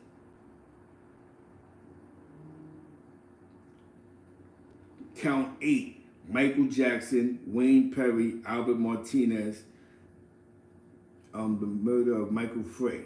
July 16th, the same day yesterday, that was the fact. May Lane was popping. Appreciate that. Thank you for that, you know what I'm saying? Thank you for the donation. I appreciate that. That's count 8. They killed Michael Frey. So yes, somebody said in the chat earlier, Demencio and Michael Frey died the same day. Yes, they did. So they got shot the same day. Yes. Wayne Perry, Thomas LaSalle Price, Albert Martinez, count 16, kidnapping of Elvita Hopkins. Count 14 is Wayne Perry, Tyrone LaSalle, Albert G. Martinez, in the murder of Elvita Hopkins. So they got charged with it twice. They got actually more charges. Count 15, Wayne Perry, Tyrone LaSalle, with the retaliating against and witness Elvita Hopkins. Count 17 is Wayne Perry, Tyrone LaSalle, Thomas Dozier, Jerome Kearney, Albert Martinez. Is that they're charged with killing Big Head Gary. Count 26, Anthony Wayne Perry, Tyrone Price, Tyrone Dozier, James Kearney, kidnapping while armed of Greg Edmond. Count 27 is Wayne Perry, Tyrone Price, Thomas Dozier, Jerome Kearney. Count 27. So this is all the charges that Wayne Perry has that he got indicted for. This is what he got indicted for. Alpo name is like in 6 of them, but he's not a co-defendant. You know what I'm saying? You know? Listen, he was there. He's not a co-defendant. This case is based off of the Albert Martinez drug organization.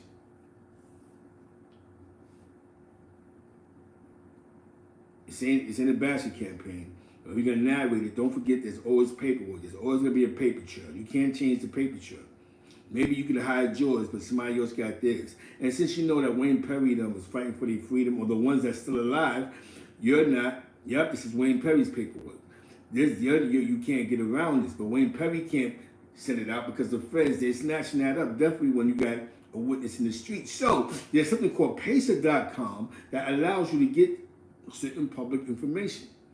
Now, shout out to Courts TV. Eventually, they will get the court, the actual testimony of all these words he said, play by play.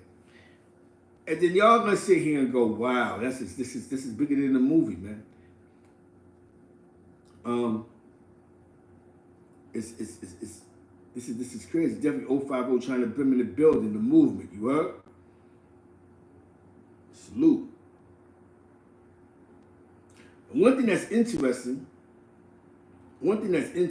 is that I noticed that he blinks off the time when Rich Porter to May. Then he resumes back to cooperating against them.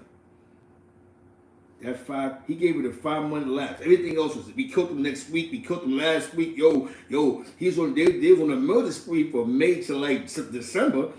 He was on a murder spree. He mentioned the people he sold the drugs to.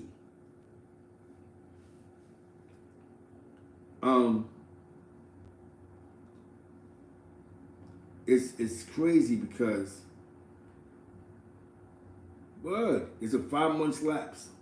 So when he says that he copped out to unknown to known and he told this and he said that and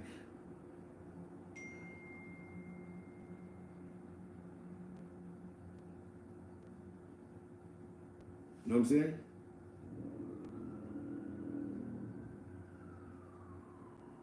You know what I'm saying?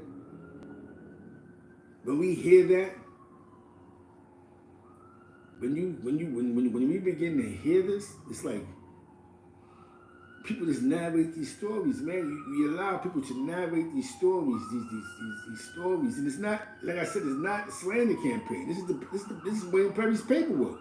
And actually, you could go to Crown Court TV where you don't hear a bunch of stopping and me getting to my theatrics.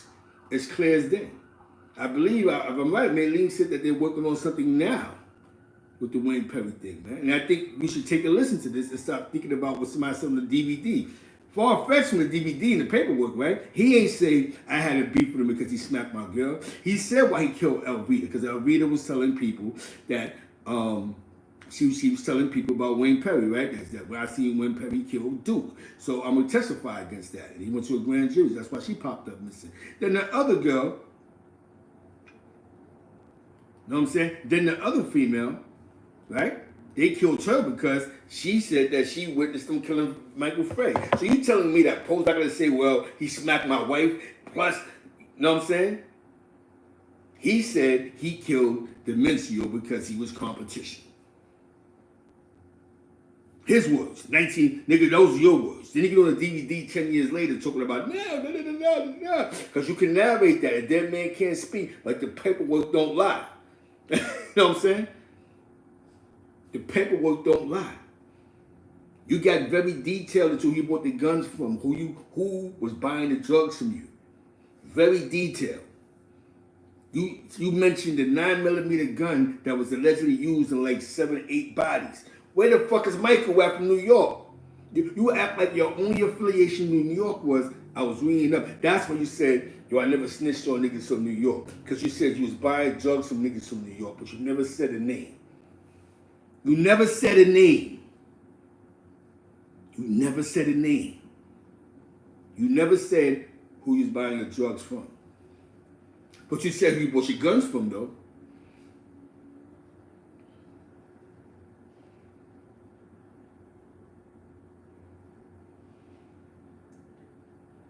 Never said a name who you was buying your drugs from. See? Let's listen to his story. Here, but in here, in this paperwork, she was saying that she witnessed it. See, you can narrate the story any way you want when a dead person can't speak. These are his words. Remember, when he went to jail, there wasn't no Pacer.com. It wasn't Pacer.com. A lot of these OGs that did something funny, they're nervous now because there's something called Pacer.com. If your case ain't sealed, we could just, on the click of the button, there wasn't AOL, there wasn't BlackPlanet.com, there wasn't Microsoft 95, there wasn't, you know what I'm saying? There wasn't a World Wide Web. So your secret can always be kept a secret unless I personally blew it up. But due to the internet and access to the international internet world, you can hit a button, and if there's access to a case, you can get it.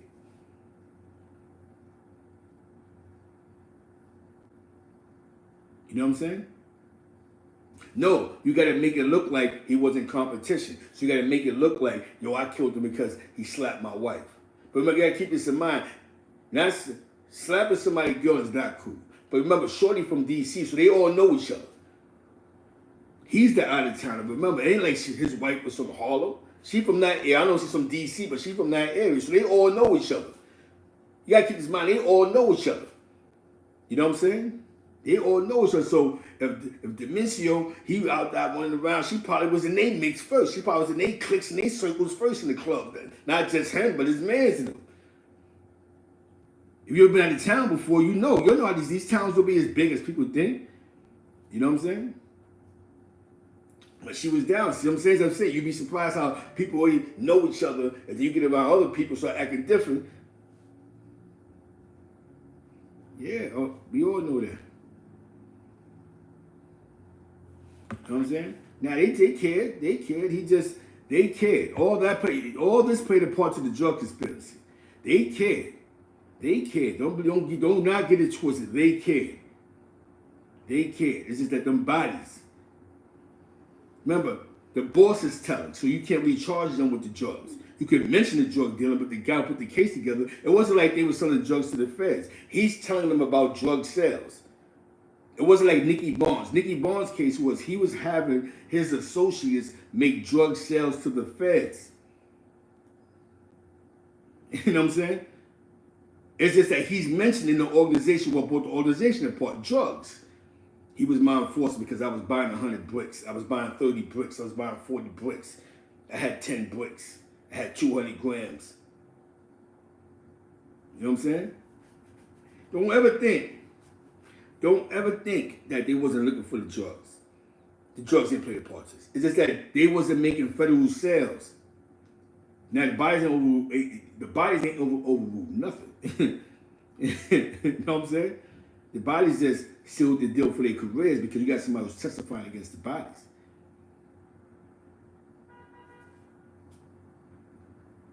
They could have put together a conspiracy to murder as a murder. They got those. They got those where you got a crew of guys that all they do is take hits and they in jail in the feds.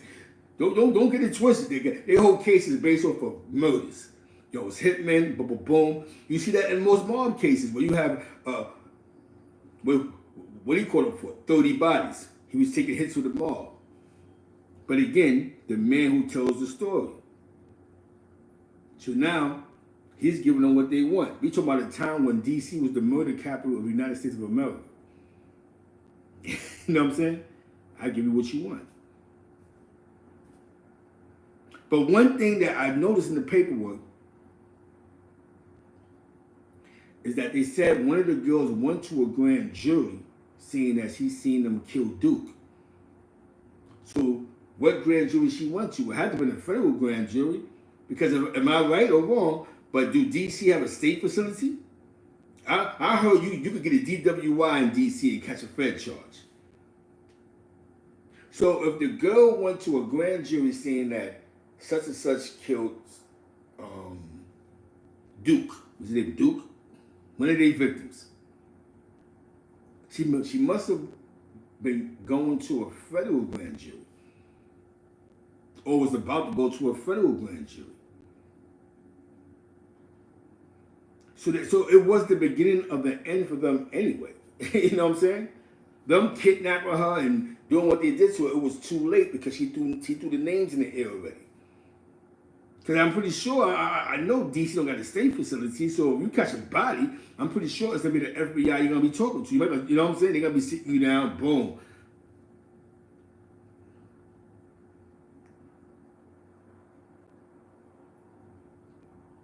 You know what I'm saying? It's some deep shit, man. I tell you, man, some deep shit. It's a dirty game. But what I'm going to say is he put the case, and this ain't even a slandering campaign. This is for all those that want to listen to DVDs and pay them full and think that these are the facts. This is the facts. This is this man's story. That he went to the grand jury with Wayne Perry. He went to the grand jury. These are his detailed actions. I was there. How you know I was there? One thing he did not lie about, I told, but you really told. You put the case together. You good. We got to say he good, man. He good. Because he had you niggas bamboozled like he was their co-defendant. He was never Wayne Perry's co-defendant. He actually put the case together. Thank you. So that girl was going to a federal... One thing, you heard what I said? She said that she was going to... They killed her because she either went to a grand jury or she was going to a grand jury to talk about Wayne Perry and son that killed the Duke guy. The feds is already on Wayne Perry's ass. Or she was on her way there. But nonetheless, they had to get rid of her. But it was too late because their name was in the air already. She's speaking to federal authorities about homicide. Yo, they killed such and such because... I was there when they killed him. Who knows why? So his name was in the air already. And then once the feds start digging and combing, word, that's boom, boom, boom. He's messing with this guy over here from New York and such and such and such and such. and you know what I'm saying? You know what I mean? So that's that's how that begins. You know what I'm saying? You know what I'm saying? So that's exactly how that begins. So his name was in the names was in the air. It's just that he happened to get caught up doing something and put together an ill case. The only difference was he didn't do what Nicky did. What Nicky was doing was he was actually having his associates make drug sales to the feds, or had the feds actually buying drugs for them.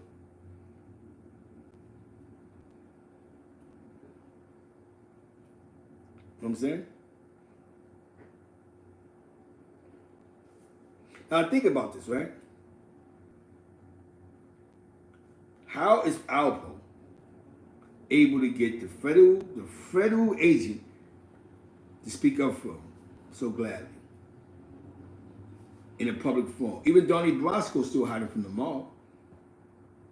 Donnie Brasco is still wearing shades, cutting his hair off, may have lost it. He's still ducking and dodging from the mob.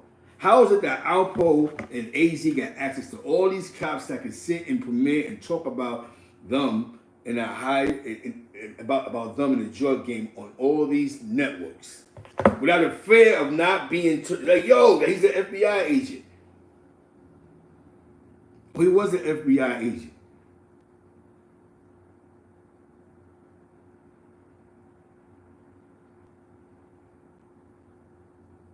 And I say it's a dirty game, man. People listen and they listen to, you gotta listen to what the person's saying. So a person like that is potentially dangerous anywhere he goes. Anywhere he goes is potentially dangerous. For all you fans out there, oh, Zeke Black, you always talking shit, such and such. But he's dangerous. Tell me where he's not dangerous. He put that case together.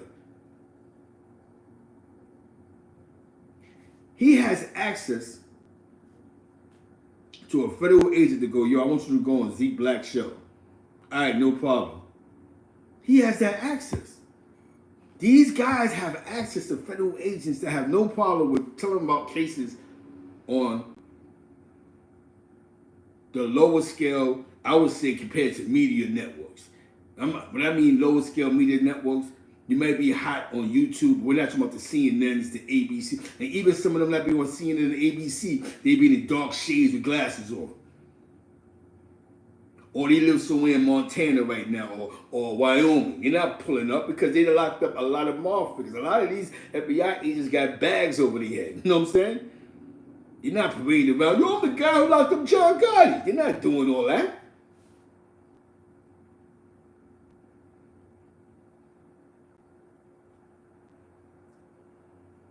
Now, it's always been like that, man. One thing about people that's poor people will take crumbs if they had to. That's a poor mentality. That's what poor people do.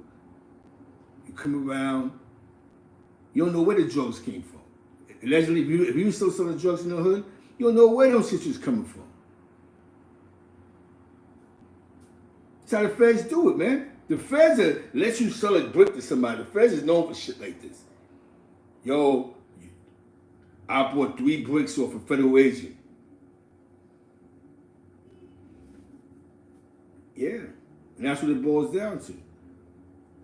That's what it boils down to, man. That's what it boils down to. He knew his position. Like, you know what I'm saying? Nah, he ain't gonna do it with me. He ain't telling nobody from Harlem. You wanna know why? You do 20 years in jail. Technology just changing, things is changing. You can reach out to more people. Because technology's changing now, you know what I'm saying? Technology changes. When technology changes, the game changes.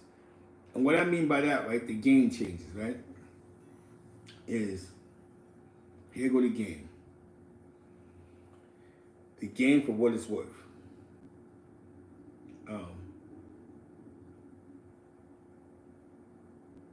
He calls a mixtape DJ show. He doesn't call him himself. He doesn't call him on a regular phone. He calls him actually from a federal institution. You don't know what part. I don't know what part of jail he was in. I wasn't in that jail. But I'm pretty sure his phone calls are recorded because he's an informant, and they don't want. They just, you know what I'm saying? He makes a phone call and he's talking about what it was like in the 80s and who he was fucking with. But he's not so much talking about, he's talking about DC, but now he's talking about New York and Rich wasn't as good, and da-da-da, his son was my man, and yo, boom, boom, why your mans keep saying I'm working for them? But he's saying all this on the federal phone line. That's tapped. He's also on his federal phone line admitting to a homicide, admitting that, yeah, I killed Rich, and this is how I killed Rich. On a federal line, federal phone line. He just let that go by. They just ignored him saying that he just admitted to a homicide. That he says, I copped out to it. I copped out to 19 bodies. Y'all just read Wayne Perry's paperwork. Don't let me read the part where they say little Gary was actually in the case. Little Gary, like, don't let me get into that. So little Gary's a part of the case. Rich Porter's body should have been in the case, right? The guns is in the case, right? The guy you bought the guns from, you sacrificed his ass. But you ain't sacrificed the plug, and you didn't sacrifice the Rich Porter shit, plus other shit you did in New York. So what 19 bodies you fucking talking about? Because if you saying little Gary killed Rich, then that should have been in your little detailed story. You know what I'm saying?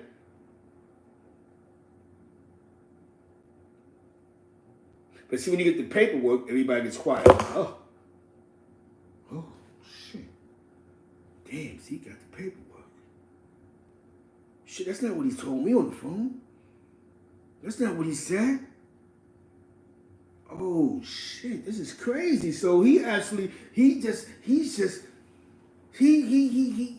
wasn't so truthful as I thought he was. He really sent them to jail. So what did he do 20 years for? 25 years for? What did he do 25 years for? That's what crime minds want to know. You know what I'm saying? Was it really for Virginia or some other shit he done did? But nobody, because of technology, Wayne Perry's been blessed with having his paperwork read. Because Wayne Perry couldn't get it sent out here. He couldn't get it smuggled out. He probably could have, but no, they want his head. So that's what they call Pacer.com. And when we got it ain't no fun. Crown Course, check out Crown Course TV. I believe he has it up there. Check it out, because it's clever. Don't you know me? I'm stopping them, remix them, getting them. But one thing in my heart, what happened is the OG called me. A respectable OG. Very respectable from East Harlem. Respectable under respect.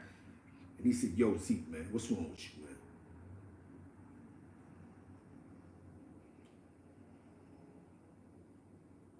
Exactly. Whole 25, what's wrong with you, man? If we're going to speak about outside, we're going to speak about this shit right. We're not, all that other shit, we're not because a foul nigga's a foul nigga, son. You know what I'm saying? Those niggas laugh at niggas he told on, bro. They laugh, bro. Like AZ, he laughs at his brother-in-law's in jail. Why? He had enough money to get the nigga killed, son. The nigga brother smoked crack. The nigga who shot him in the head, brother smoked crack, went all through all Sugar Hill and all that. You don't do nothing to that, man.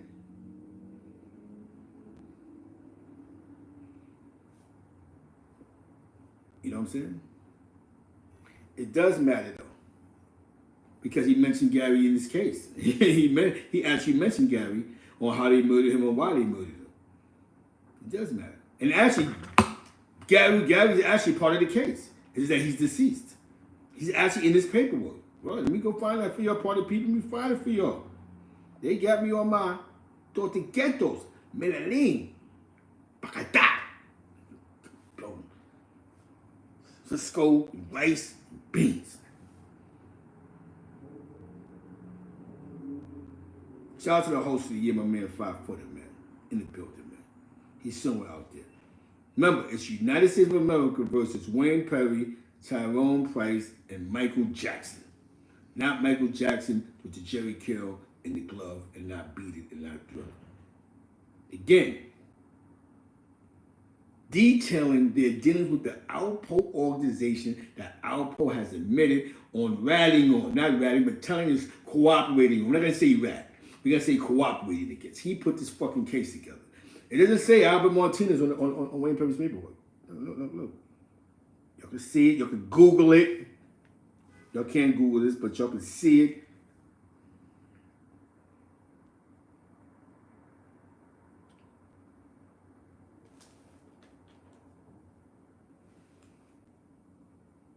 Doesn't say Albert Martinez.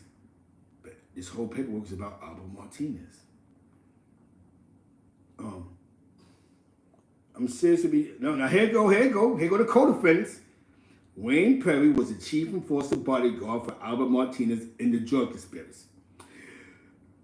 The Martinez drug organization operated as an organization controlled and directed by Alpo.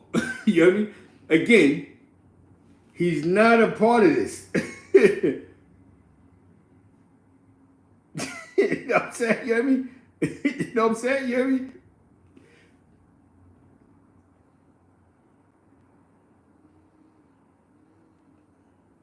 The drug conspiracy operated as an organization controlled and directed by Alpo Martinez, Wayne Anthony Perry and his associates, Tyrone Price, Michael Jackson, and other co-conspirators, both known and unknown to the grand jury, including Thomas Dozier, deceased, Shelton Cortez Watkins, deceased, and Garrett Terrell, deceased, used armed force violence and intimidation, including murder, kidnapping, and robberies to promote, protect, and to perpetrate the illegal drug trafficking operation of the Martinez Drug Organization and to enhance the reputation of the conspiracy. Who wants to fucking call it? So little Gary was a part of that case if he ain't died. Everything that they did in D.C.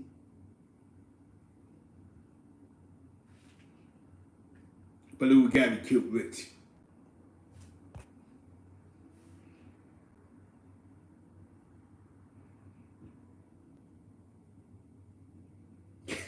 That's crazy. Yo, Ron. Yo, Money Ron. Yo, Ron. You hit it. Ron, this is crazy. Yo, I'm putting my number in the chat, man. Y'all gonna have to call. Somebody have to call. We gotta talk about this shit. You hit it on the nose. Ron 178BX. So let me get this shit right. Poe comes to DC, balls out, witness protection hires him, witness protection for murder, hits and sends him back where it all started at. It's a dirty game.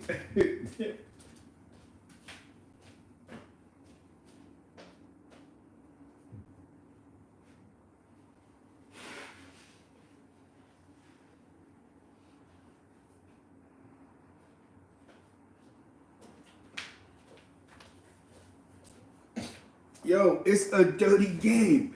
Yo, the game is dirty, man. It's a dirty game, man. I'm sorry, man. Yo. Shout out to Southern Bell, shout out to St. Louis.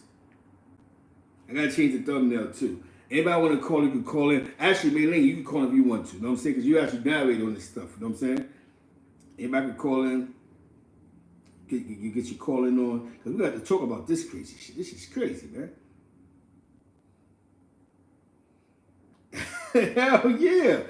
Yo, get on the nose. Real cash. Paul was setting niggas up just to tell them for the... That's smart, man. So you can't believe nothing that man says, man.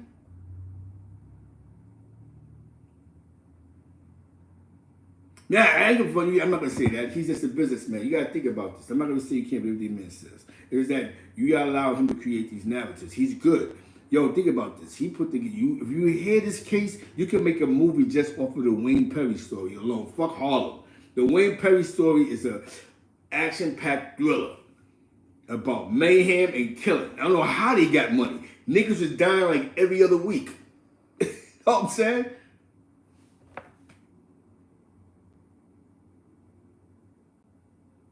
Yeah, no problem.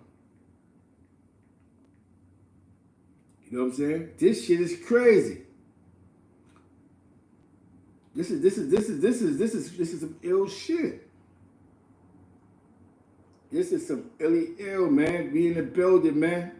Definitely. But Crown Court TV, I believe they do. They got some Wayne Pepper. You gotta check this out, because now you're hearing it from a logical place. You know what I'm saying? This case was brought to you by. Yeah, they keep playing with the documentary. That's his words. Little Gay was his co-defendant. I'm gonna tell you something else that I'm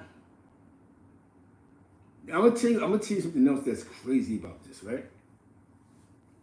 Is there's a portion of this.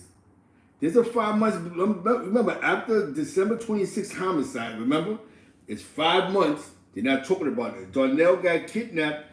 I don't know what part of December, but Poe was still in D.C. doing what Poe do, and he caught the body. So now for the 5 months, it got quiet. Then he reappeared. Then he reappeared in his town like, yo, we killed him, and boom, boom, boom. And everything resumed its business. But for 5 months, it was pure quietness.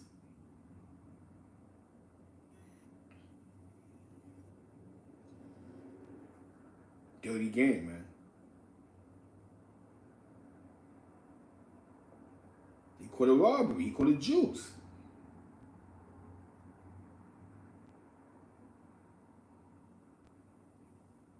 He caught a robbery, man. Yo, he caught a juice. The man caught a robbery. He caught $1 million robbery. You know what I'm saying? You can't beat that.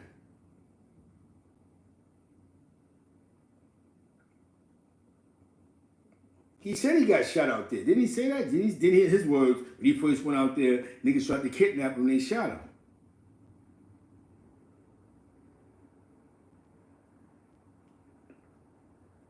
And you know what's so funny? Even him saying that, do you notice in all the telling he did, in detail telling he did, he never mentioned the revenge. He never got on the people who tried to kill him out there. He never mentioned that part.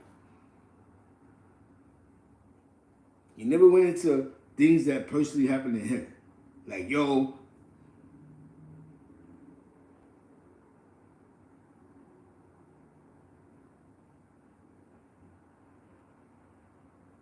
you know what I'm saying? He never mentioned that shit. Like, yo, Poe went to war with the dudes who tried to kill him or who he assumed tried to do it. DC's only been so big. You know what I'm saying? You hear me?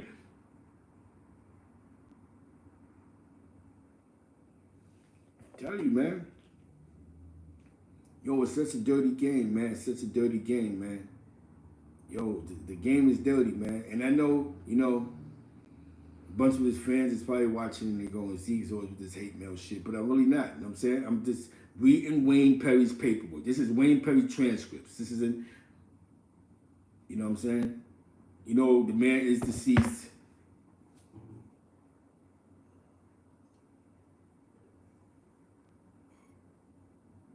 Bingo, still city, hit on the nose, man. You know what I'm saying? Still hit on the nose. Still City goes, yeah, he never went into detail on himself. Most he said was, we got up with him. Jeff want to hear about that. Never talked about himself. Well, he did that. Yeah, I was there. He did that. But never talked about shit that happened to you. And the one time you do mention some shit happened to you, it dealt with some fuck nigga shit. Because it's not that you, because anybody can get robbed. That's come with the streets, that come with the rules and regulations, you gotta move smart. But the fuck nigga shit was, you killed the nigga because he was trying to get his brother back. So you don't want to sound like a pure scumbag. But think about this. But just think about this. If you kill somebody trying to get their brother back and you take the opportunity to rob him, why would I trust you for? This is the nigga that, you know him. You know what I'm saying? These are niggas you know. But we know money be clouded dudes' brains. There's no way, once you see that treachery, you supposed to, oh shit, we fall back from this nigga. You know what I'm saying? If he could kill a nigga for 30 bricks that he grew up with so we could get money, what is he gonna do to me if we get caught? Everything that he said he stood against in the streets, he went against when he got locked up. He killed one girl because, right, he assumed that she kept saying that the Michael Frey thing, right? She died. Little Gary died because allegedly little Gary wanted to rob him, right?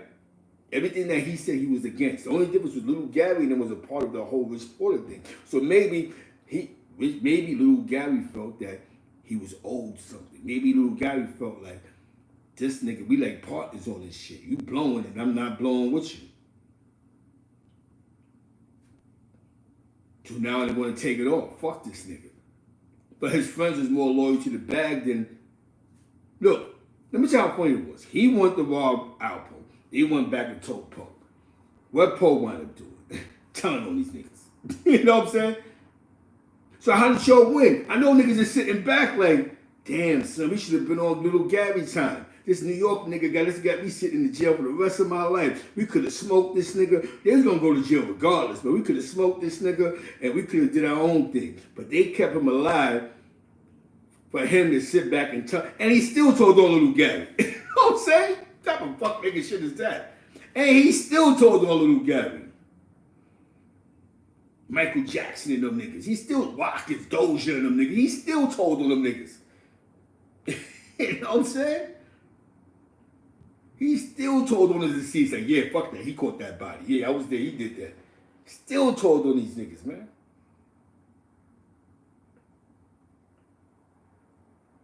Gotta blame the DC niggas on that one. You definitely dropped the ball on that one. That was crazy. Y'all went and crossed the nigga who, that same nigga wanted to killing most of your niggas off. And if he didn't kill most of y'all off, sent the rest of you niggas to jail for the rest of your life. You know what I'm saying? All little guy was doing was what that nigga was doing to niggas in New York.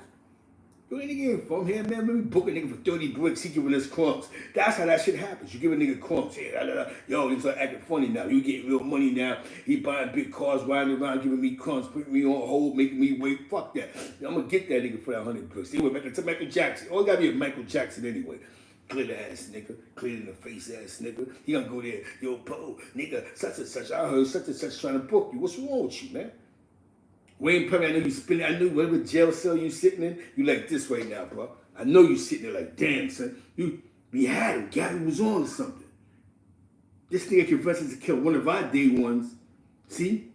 This nigga convinced us to kill one of our day ones for him to eventually tell us. It's the same thing with this gang shit. You can't allow... Exactly. We would never know. But we just know one thing. Poe keep claiming he was there when they killed Rich. So, believe me, Gary was there for them 30 bricks. Or whatever bricks was there, it could have been 2 bricks. He was there for that. And Poe saying that he was there and he clipped the nigga, right?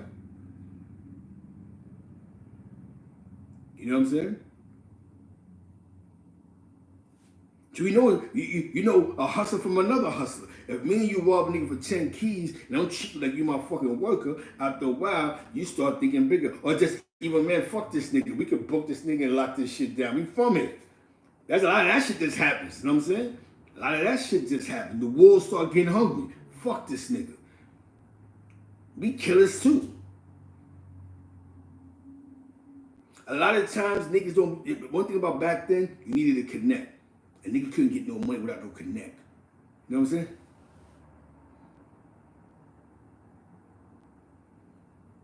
You know what I'm saying? You gotta say that. I gotta give the guy credit. You gotta give him credit. They fought to keep the nigga alive. Their loyalty was to keep him from getting robbed. And all he did was tell on these niggas. And, you know what I'm saying? I don't respect that, man. It's a dirty game. That's why I say, Mei-Ling, it's a dirty game, man. I say the game is dirty. The principles and morals been kicked to the side. It's a dirty game, man. It's a touchy subject. And he's like, oh, he's on his outpost slander campaign shit again. Nah, I'm not. I'm really not on the outpost slander campaign. I'm just dealing with the fact. This is the paperwork. Wayne Perry's the Alpo Martinez drug cases, all detailed. He did that together. He did something that he did the new case of Nicky Barnes. You can do a Nicky Barnes story, right? You haven't done one yet in the movie theaters yet. Why? He wrote a book, but the book, you know why? Because he sent a lot of people to jail.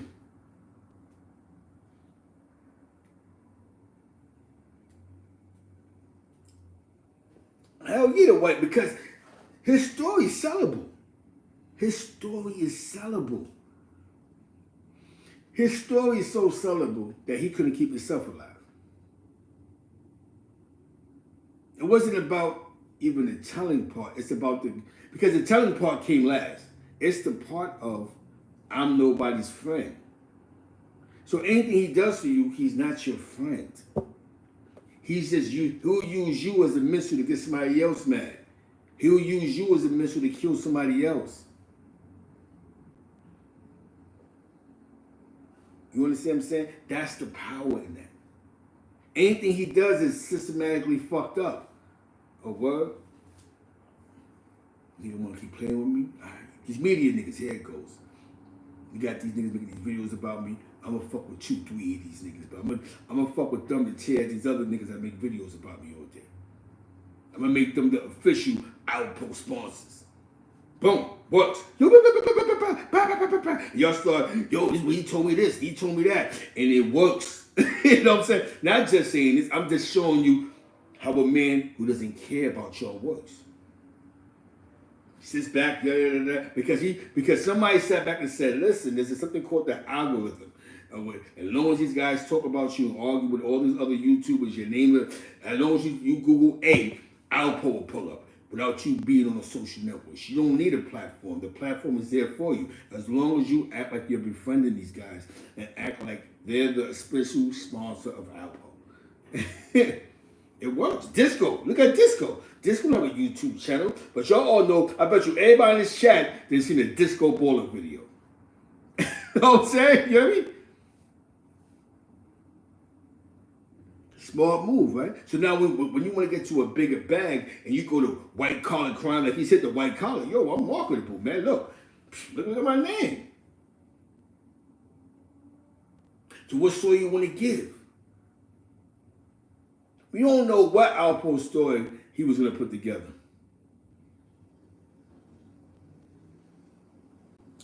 Look, I seen some shit right now that said OG1 was the plug that Alpo had in the 80s that was fucking with Rich in him. And he the one that told Poe that Rich was getting over on him. The story's changed. You know what I'm saying? I don't know. But one thing I never heard was that OG1 was fucking with Poe. But it might have been, but I just never heard that. I never heard that Poe was on 141 before. Fucking with them niggas over there. But he might have been fucking with niggas on 141. I don't know. I just know that through all the chaos that happened on that block, with the dirty police, the dirty 30 and all that other shit, his name, Alpo name, has never been in that heat. Hamilton plays up the block. You know what I'm saying? And Gangsta Lou from over there somewhere. You know what I'm saying? That's the only person I heard that was cool with niggas over there was Gangsta Lou. They said, oh, Gangsta Lou used to come through there. 141st, 145th, and all this shit. You know what I'm saying? That's all I heard. You know what I'm saying? I don't know if Poe was going to see OG1.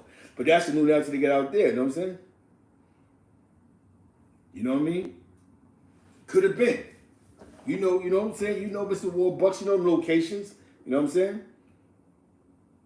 Yep, you know the locations. Riverside, you know 141 B-Way and all that shit. That's when my man Sugar Hill Tone was out there. You know when Tone was out there, OG1 was out there. Right across the street. If you was outside, you know what I'm talking about. He was right across the street, OG1 and go to all them niggas. Right across the street, sometimes on the same side of the block. They had the building. One nigga had the building, one nigga had across the street by there was a bar with it that like you could walk down into, and the building right there. That's 141 in Broadway. Yeah, there used to be a Chinese store right there where they caught that dirty ass cop when the dirty smacking somebody. They were trying to extort them in that joint, and that played a part of the investigation. Never heard Alpo name over there, but like I said, that was business. Never know. But that's the new thing. Maybe he was doing business with them niggas. You know what I'm saying? At that time, the streets was different. The game changed in the streets. Broadway was looking different. If you was in New York City, y'all know what I'm talking about. You had the Jerry Kill posse, these other niggas. So you already know, bro. You right across the street. That's the downtown side. You on the downtown side. Because 140th, you're on the downtown side. That whole corridor. There used to be a sneaker store between 141 and 140th on Broadway. Right there. A little small spot you can buy jackets and sneakers. We talking about 1990, 91 and all that. Right there. Little spot right there. Then you had that bar on the corner. I think it was like a bar or restaurant. You had to walk like downstairs. That's where they used to be at, across the street, warning them niggas. Sometimes. in that vicinity, you know what I'm saying? All through Breedway. I told you my man had the building.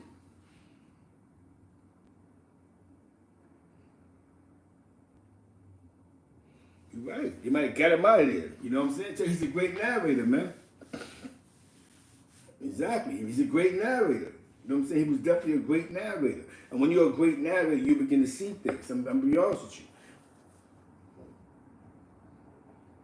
Definitely, Soul Boys. Definitely shout out to Flores in St. Louis. Definitely shout out to wifey from the west side of St. Louis. Shout out to her family, you know what I'm saying?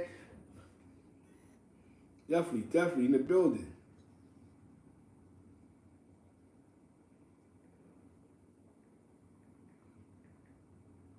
Just because we used to be on that block, right? We used to be over there on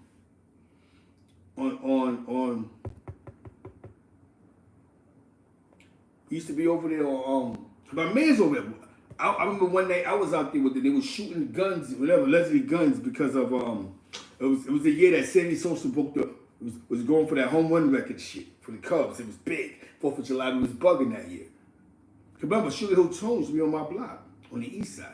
He had the football team, the basketball team that run that Rucker. So like I said, I never heard Alpo fucking with them, but I know that Alpo was cool with them. Like I know, like you know what I'm saying. You know what I'm talking about? You know what I'm saying? You know exactly what I'm talking about. He was out there celebrating. Because Tone's my man. My man was out there, you know what I'm saying? He was cool with dudes on my block. My block was the Spanish version of Woolly Burger. Shout out to East Harlem, Washington Project, Lexington. You know what I'm saying? Shout out to my Carver Mob niggas, man. That's the blocks I come from. You understand what I'm saying? Never heard that Poe fuck with them. I'm not gonna say he never did.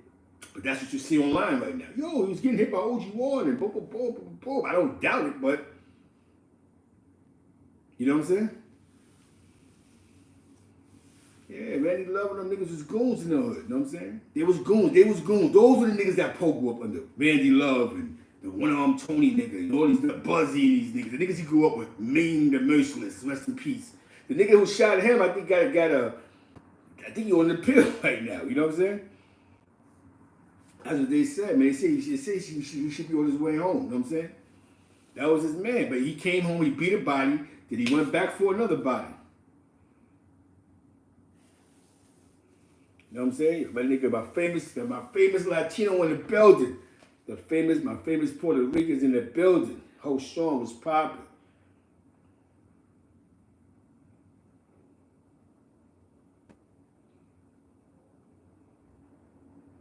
Yeah, bro, because that's what I'm saying. You have to be outside. You can't look from a DVD and go, yo, those aren't the facts. Those aren't the facts. Those aren't the facts. You can't do that. You can't go, those aren't the facts because that wasn't the DVD. I wasn't on the pay the full joint. What are you talking about, man? You know what I'm saying? He used to come through. We get it. I was outside when they had the Zoom buggies and all that. We get it. But like I told you, he wasn't, you know what I'm saying? And there's even no hate mail.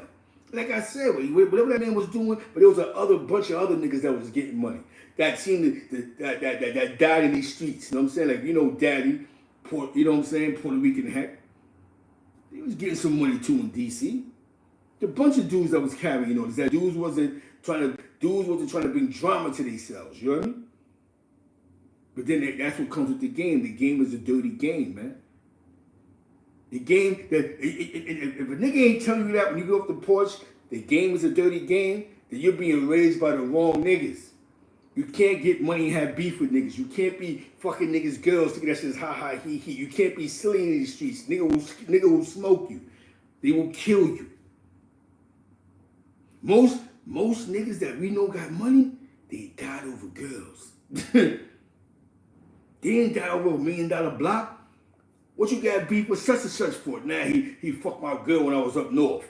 It'd be shit like that. Like, yo, somebody getting $1 million here. You don't even fuck with her no more. Man, nigga, nah. You know what I'm saying? That be the problem, bro. We started to implement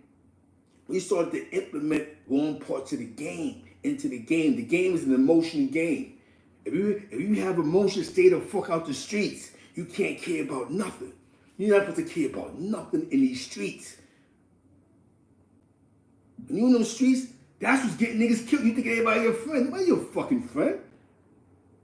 You have business associates. And sometimes you go home at night, you pray and go, damn, I made it home again. You used to pray like, whew. Do you know what it's like to go in your building, you got to worry about if a nigga catch you in the hole and throw a gun in your face?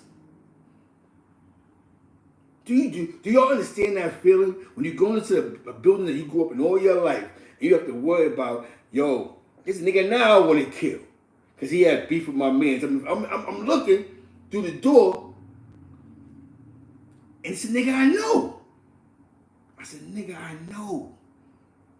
The niggas pulled up in the car. And since I know him, I'm like, yo, son, what's up? And these niggas jumped out with the alleged blickies, like, yo, I said, oh shit. And that shit fucked with me like, yo, I was so off guard because I thought I put my guards down. That's why real street niggas don't put their guards down for a long time, man. Because I put my guards down. Laugh and joke with niggas, I think that, but yo, what's up? These niggas is beefing with the niggas I'm fucking with. It wasn't even my beef. But since I'm fucking with, you know how that shit go, you fuck with them, I charge that to the game. But the worst part about it was I put my guards down, bro. So when the car pulled up, yo, what up, kid? Chill, yo, what up? The old nigga said, God, get up. I said, oh, shit. That shit fucked with me. Like, I ain't gonna front. I got back at the niggas, though. You know what I'm saying? But it was a shame to have to try to get back at niggas that you played basketball with, you played tag with. Nobody died in the situation. And I'm sitting there going, my beef is for these niggas. That's not even going to beef with these niggas. So now I take it personal. Like, y'all niggas never like me anyway. You know what I'm saying? Because I'm the one that... And that's when I learned. I said, nah, Zeke, you put your guards down. That's like Wayne Perry and them niggas. He put their guards down. He's too real. He won't give me up. He a real one. I'll pull a party somewhere in Costa Rica like this. If you start hearing like 80 drug kingpins getting... See, a lot of times at the feds, they'll start snatching niggas off the street and they'll keep shit private. Shit won't make the newspaper. You just wake up one morning and, oh, where you at? And federal attention. You know what I'm saying? Unless you're like a rapper or a big name. You know what I'm saying? So you gotta be smart out here, man. You gotta be smart. You gotta move smart. You gotta use your fucking brain, man. This shit is... That's why I say find some legal shit to do. It comes with too much shit to play in these streets. You know what I'm saying? It comes with too much. We just seen it. I just read Wayne Perry's paperwork. The nigga said, not the nigga, but listen to this logic. They went told Poe, little guy who was plotting to rob him for whatever. Hold on, what was he talking about? For 100 grand? Hold on. Let's get the facts right. Wait a minute, let's get the facts right. Wait a minute, let's get to the facts.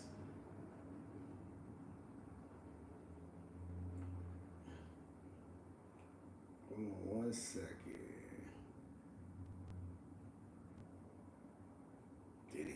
David Hilson, he just blew his head off. You know what I'm saying?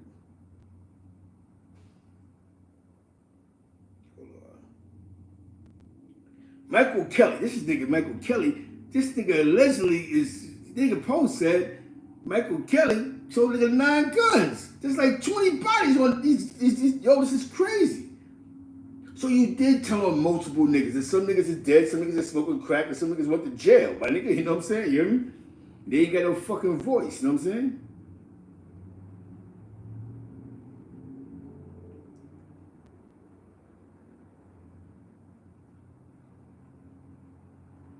Hold on. This is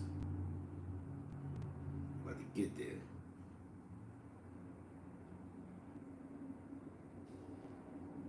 This is a dirty game, man. This shit like this is why I'm happy I got a job, my nigga.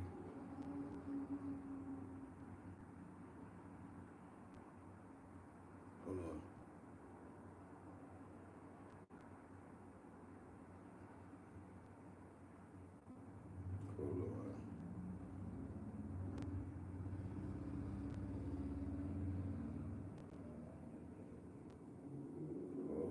It's crazy.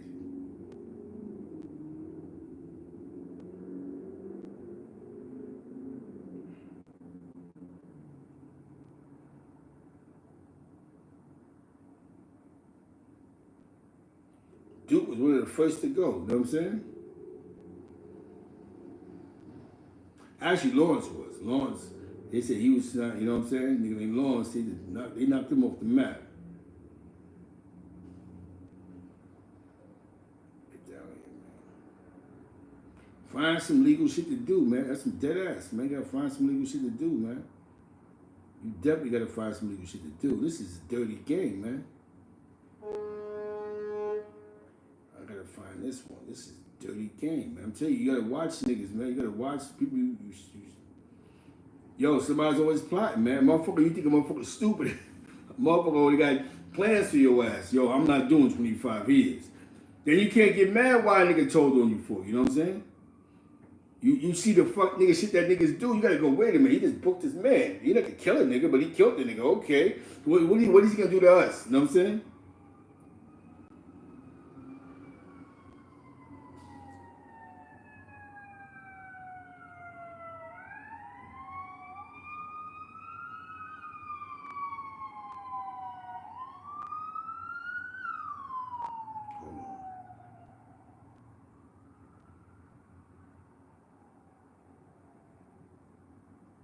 The nigga Michael Jackson was a fucking weasel. He was a nigga that's from your town that was telling niggas, like niggas from his town that want to get Alpo. Yo, son, the niggas is plotting on you. Weasel. Niggas still died. You know what I'm saying? You know what I mean? Like, that's what happened to weasels, man. You gotta watch these weasel niggas. Those niggas that fuck with everybody, you can't fuck with them niggas, man. Because whatever you say about some other niggas, you ain't fit, yo, son said this, and then you don't want nobody getting shot at.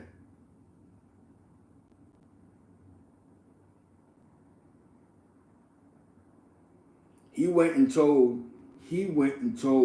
the Michael Jackson nigga who went back and told Poe, yo, son, get this nigga. See, you can't go by everything that Poe's saying because in this one, it sounded like he just said he wanted to rob the nigga. You know what I'm saying? You know what I'm saying? He wanted to get him, wanted to smoke him. Like, yo, exactly. Like, man, fuck this nigga. You know what I'm saying? We don't need this nigga. You know what I'm saying? We from here. And that sounds more logical to me. Like, you know what I'm saying? Like, we're from here. That's like me being in St. Louis, and I'm the plug, right? I'm from New York. There's gonna be one smart guy that's gonna go, man, fuck Zeke. You know what I'm saying? You don't need this nigga. You know what I'm saying? Definitely, you know what I'm saying? So it's a dirty game, man. But it's fucked up because you gotta think about it. The niggas who killed little Gary, Poe, the ones that's alive, what Poe want them telling on. That's the part that I'm trying to get into your heads. You know what I'm saying? You hear me? Y'all saying simple dying and getting robbed, showing your love, loyalty, honesty, and respect to a nigga that when he got behind the glass window, yeah, they killed the nigga. They killed little Gary, yeah, Perry and this other nigga, yeah. Oh, such and such, yeah. We had to do it. Was like 8 of us there. Mind you, Mr. Jackson, you're the one that went and told the nigga, like, yo, Paul, you won't believe this shit. Such and such is plotting on robbing you. The bigger picture was, y'all went and saved the nigga life that went and told on your ass. You know what I'm saying? That they went and told on his ass. He still used that shit as a bargaining chip. Boom. What's up with little Gary? Oh, little Gary? Yeah. He killed Rich. You know what I'm saying? Yo. It ain't funny, man. But this is some real nigga shit. Be right back.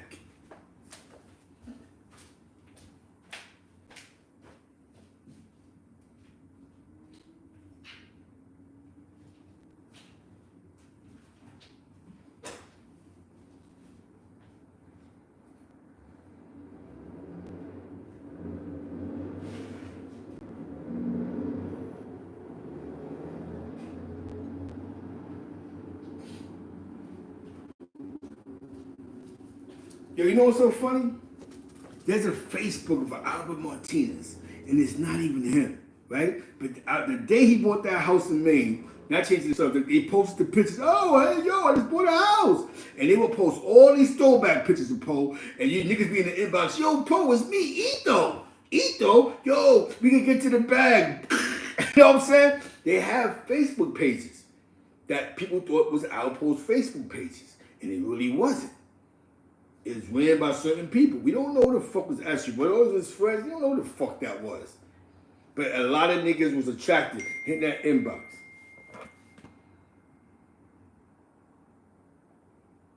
You know what I'm saying? He posted that house. That wasn't nothing new. He lived in Maine. He posted this shit. Yo, I got a brand new house. I remember that. I remember when he did the skydiving shit. He did shit in Maine. You know what I'm saying? The sky. Now, this is where I'm going to need you to pay attention. Right? Pay attention to this shit I'm about to tell you. I say it nice and slow. Hector Marquez Perez may come out. Outpost sitting with the police. Who's Little Gary? What's his position in the organization? Oh, he's a killer of robber. Can you tell us about Little Gary? Yes, I can tell you Little Gary. Little Gary wanted to rob me. Oh, no. Little Gary killed Rich. We can't put that in the indictment, but he killed Rich. Don't worry about that. He the one that killed Rich. He actually killed him. I tried to buy drugs with Rich. He got impatient. He wanted to kill Rich. So if he wanted to kill Rich, what did he want to do to me? He wanted to kill me too. Yeah, he told another he wanted to kill me. It's like he killed Rich. I was there when he killed Rich, but he killed Rich. So Little Gary. Little Gary, little guy, killer. You know what I'm saying? Born in New York a few times. You know what I'm saying? You know what I'm saying? Exactly. You know what I'm saying? Exactly. You know what I'm saying? I'm just having to deal with the facts. So then here it goes. Hector Marquez Perez. So now I'm going to need you to tell us what happened with Little Gary. Well, Little Gary killed Rich, but we're not going to put this, don't put this, this is off the record. Off the record, he killed Rich, but I don't need you to tell NYPD that. But listen, off the record, he killed Rich because I wanted to buy drugs from Rich, but he wanted to rob him. You know what I'm saying? I told him chill, but he shot the nigga. What am I supposed to do? You know what I'm saying? Took the 30 keys, went out of town. So now, think about this logic. Poe's blowing up right now. He's got this big drug deal that he puts in his head. We're about to lock down the whole East Coast. You about to take, you know what I'm saying? We about to lock down the whole East Coast. Right? See, they talking about the facts. Michael Jackson. And it ain't Mr. Beat It. Out of the whole East Coast. He's sitting at the segregation table. Little Gary wanted to rob and kill me. He told Michael Jackson this. What Michael Jackson? Police, what Mike? We know we had the mayor smoking crack. Mike smoking crack? You know what I'm saying? Remember when that mayor was getting caught in the hotel smoking all type of cracks. Curtains falling down, looking around all crazy, dinner on the floor. That, you know what I'm saying? No, nigga, not Michael, not Beat It, not Thriller. Not him. We're talking about the other Michael Jackson. Oh, Michael Jackson. Yeah. He tells me, so, if Little Gary can kill Rich for 30 kilos, what you think he'll do to me? 100 bricks, 100,000, $2 million. What you think he'll do to me if he killed Rich for 30? But you was there. I didn't kill Rich. Again, off the record, stop the tape. I didn't kill Rich. He killed Rich. I was just there in the van. I really wanted to get Rich, but I was trying to get Darnell back. They had words in the back seat, back and forth shit. I don't know what happened. He shot him. I thought he died, so I was sort of shook, so I shot the nigga, because I didn't trust this little nigga. He just shot the nigga. We on an empty yard driving to try to get his brother. He shoots the nigga. So we drove with a dead body for like 20 minutes, because you ever been from the empty yard drive to City Island? That's a 10, 15, 20-minute drive. I used to live in Co-op City. I know. You know what I'm saying? So that wasn't just around the corner like some of y'all might think. Rich Porter was by Orchard Park, which is 2 steps from City Island. City Island got all the seafood spots, all this other hot shit. You know, Puerto Ricans be sniffing coke in that parking lot, playing the bongos and all this shit, the old Puerto Ricans. Y'all already know. Shout out to the motorcycle gang, the Samurais. You already know Seafood City, Sammy's and all this shit. For those that's not from New York City, but he's giving you familiar.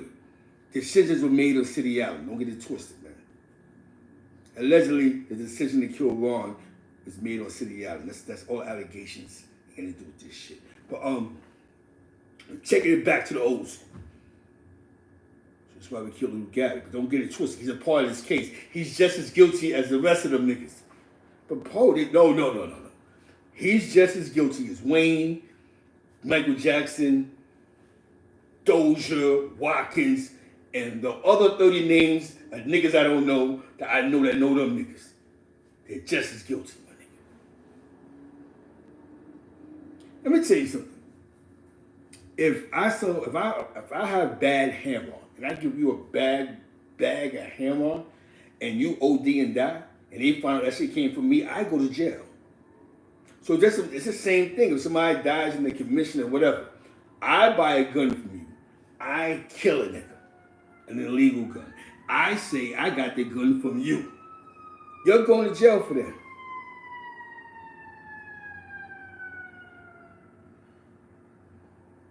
Yeah, you remember that, True School? You remember that. And he was trying to fuck these niggas. This shit never went through, but a couple of good niggas allegedly died in the streets of Harlem, East Harlem. It's fucked up. A couple of niggas that wasn't on board with the situation, they off the count. You know what I'm saying?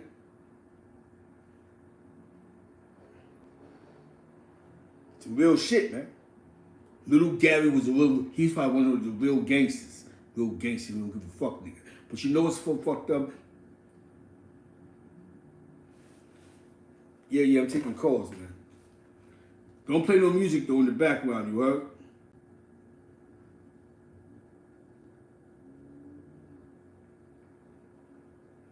This is Wayne's Petty's paperwork, his grand jury. What he got indicted for. So let's be clear. This ain't this is Alpo's case. You know what I'm saying? So before you come up here, don't, you know what I'm saying? Let's be mindful and respectful, God damn it. And all opinions are respected, even if you are a Poe fan. But let's deal with reality. Let's deal with reality, yeah.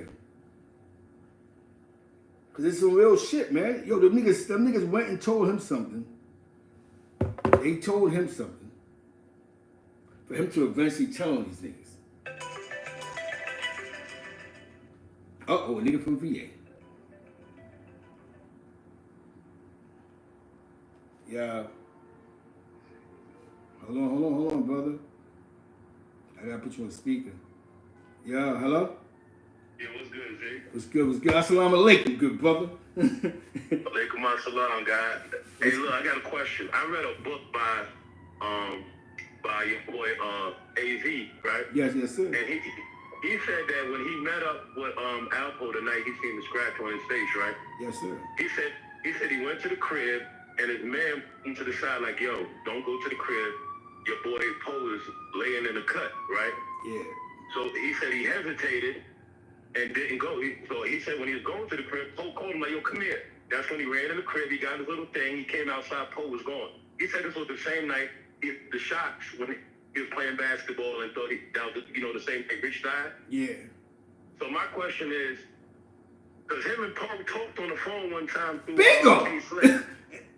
Thank you. Please, brother. So I'm wondering why nobody ever asked Poe, like, yo, was you going to do everything to AZ that night or no? Thank you. Yeah, Yo, hold on. Oh, shit. 2 men convicted that in Malcolm X's assassination is expected to be exonerated on Thursday, bro. That's fucked up, man. I seen that today. I seen that come across my news feed today. Niggas did all that time, they didn't even do it. You know what I'm saying? You hear me? They were the patsies anyway, though. Yeah, you got that shit going. Because if you read them on that, they said the shots came from the back ceiling. They said them dudes are shooting blanks up front. Oh, okay, copy. I got you. So let me get... I mean, allegedly. Allegedly. You know what I'm saying? I'm happy.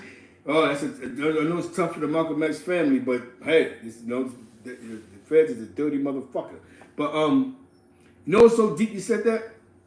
Because I never knew about the book part. So he wrote a book until they started making them these DVDs. Thank you to technology. This is all because technology grew over the years. You know what I mean? They was able to make these mixtapes, make these DVDs, to make these. So I appreciate what you're saying right now.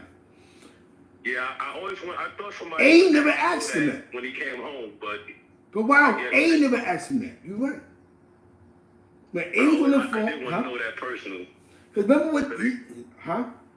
No, I'm thinking like, yo, if he slammed Rich, who's AZ that he wouldn't? You know what I mean?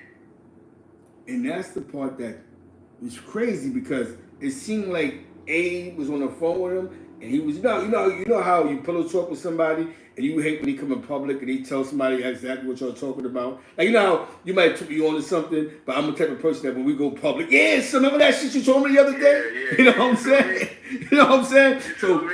So you try to keep it. Man, it's spooky though. So I think when he was on the phone, remember posting, come on, I'm trying to call you, you ignore me, and A was like, my nigga, you bugging, but now you got me on the live recording with this nigga K Slade, and I'm looking crazy because now I gotta play like, man, that's nothing. And yeah, you feel me? Like he downplayed it, like yo, like he tried to talk all subliminal and all deep. Yo, man, but he was mad. He was kind of shook on the phone for real. He was shook, scared, because he was scared of what Poe was gonna say. Yeah. Remember, because Poe had 10 more years to go. He was scared about what Poe was gonna say. Like, oh shit, he gonna blow this shit up. Because now, the first thing I'm gonna say is, nigga, you tried to kill me, nigga. You hear me?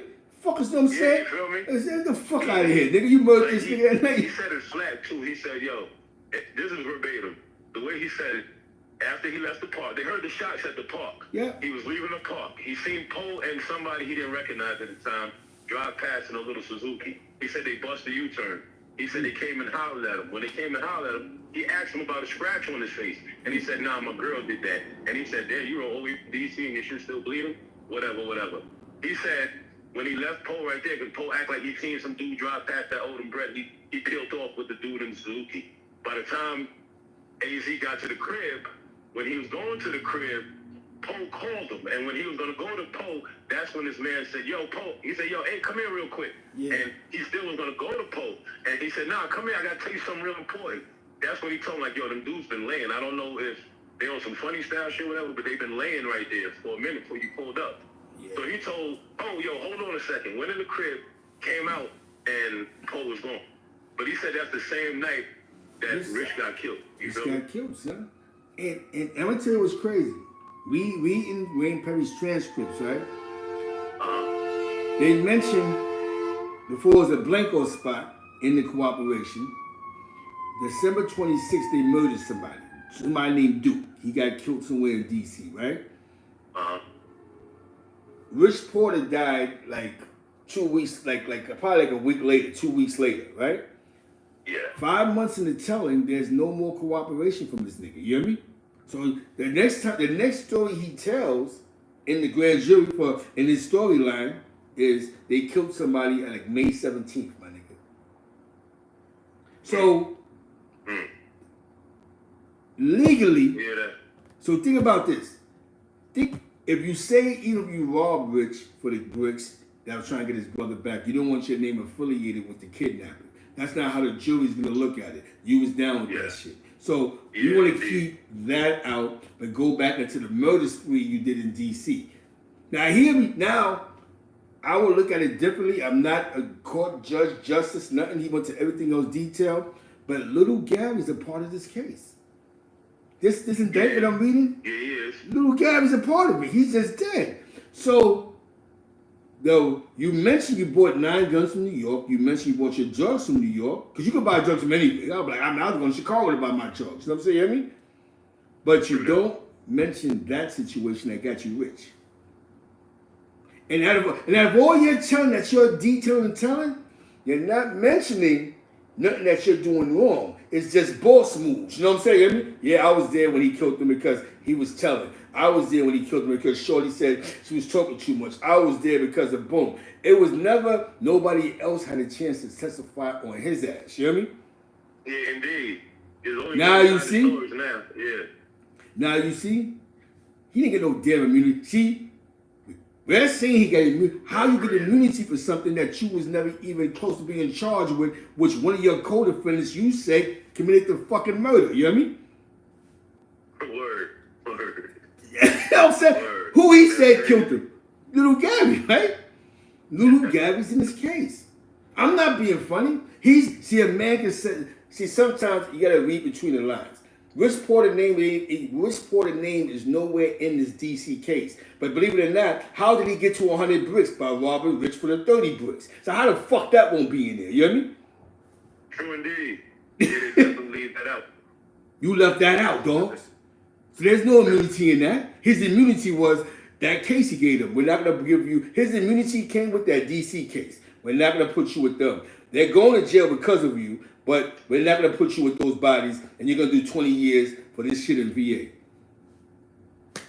New York has nothing to do with this. He mentioned he bought 9 guns from somebody in New York, bro. So what immunity he got in New York? His only Southern District issues, it said, you hear me?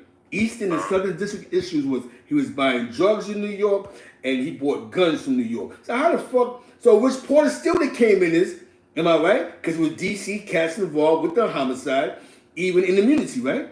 Because that was part of the deal. He's a good talker, bro. You hear me?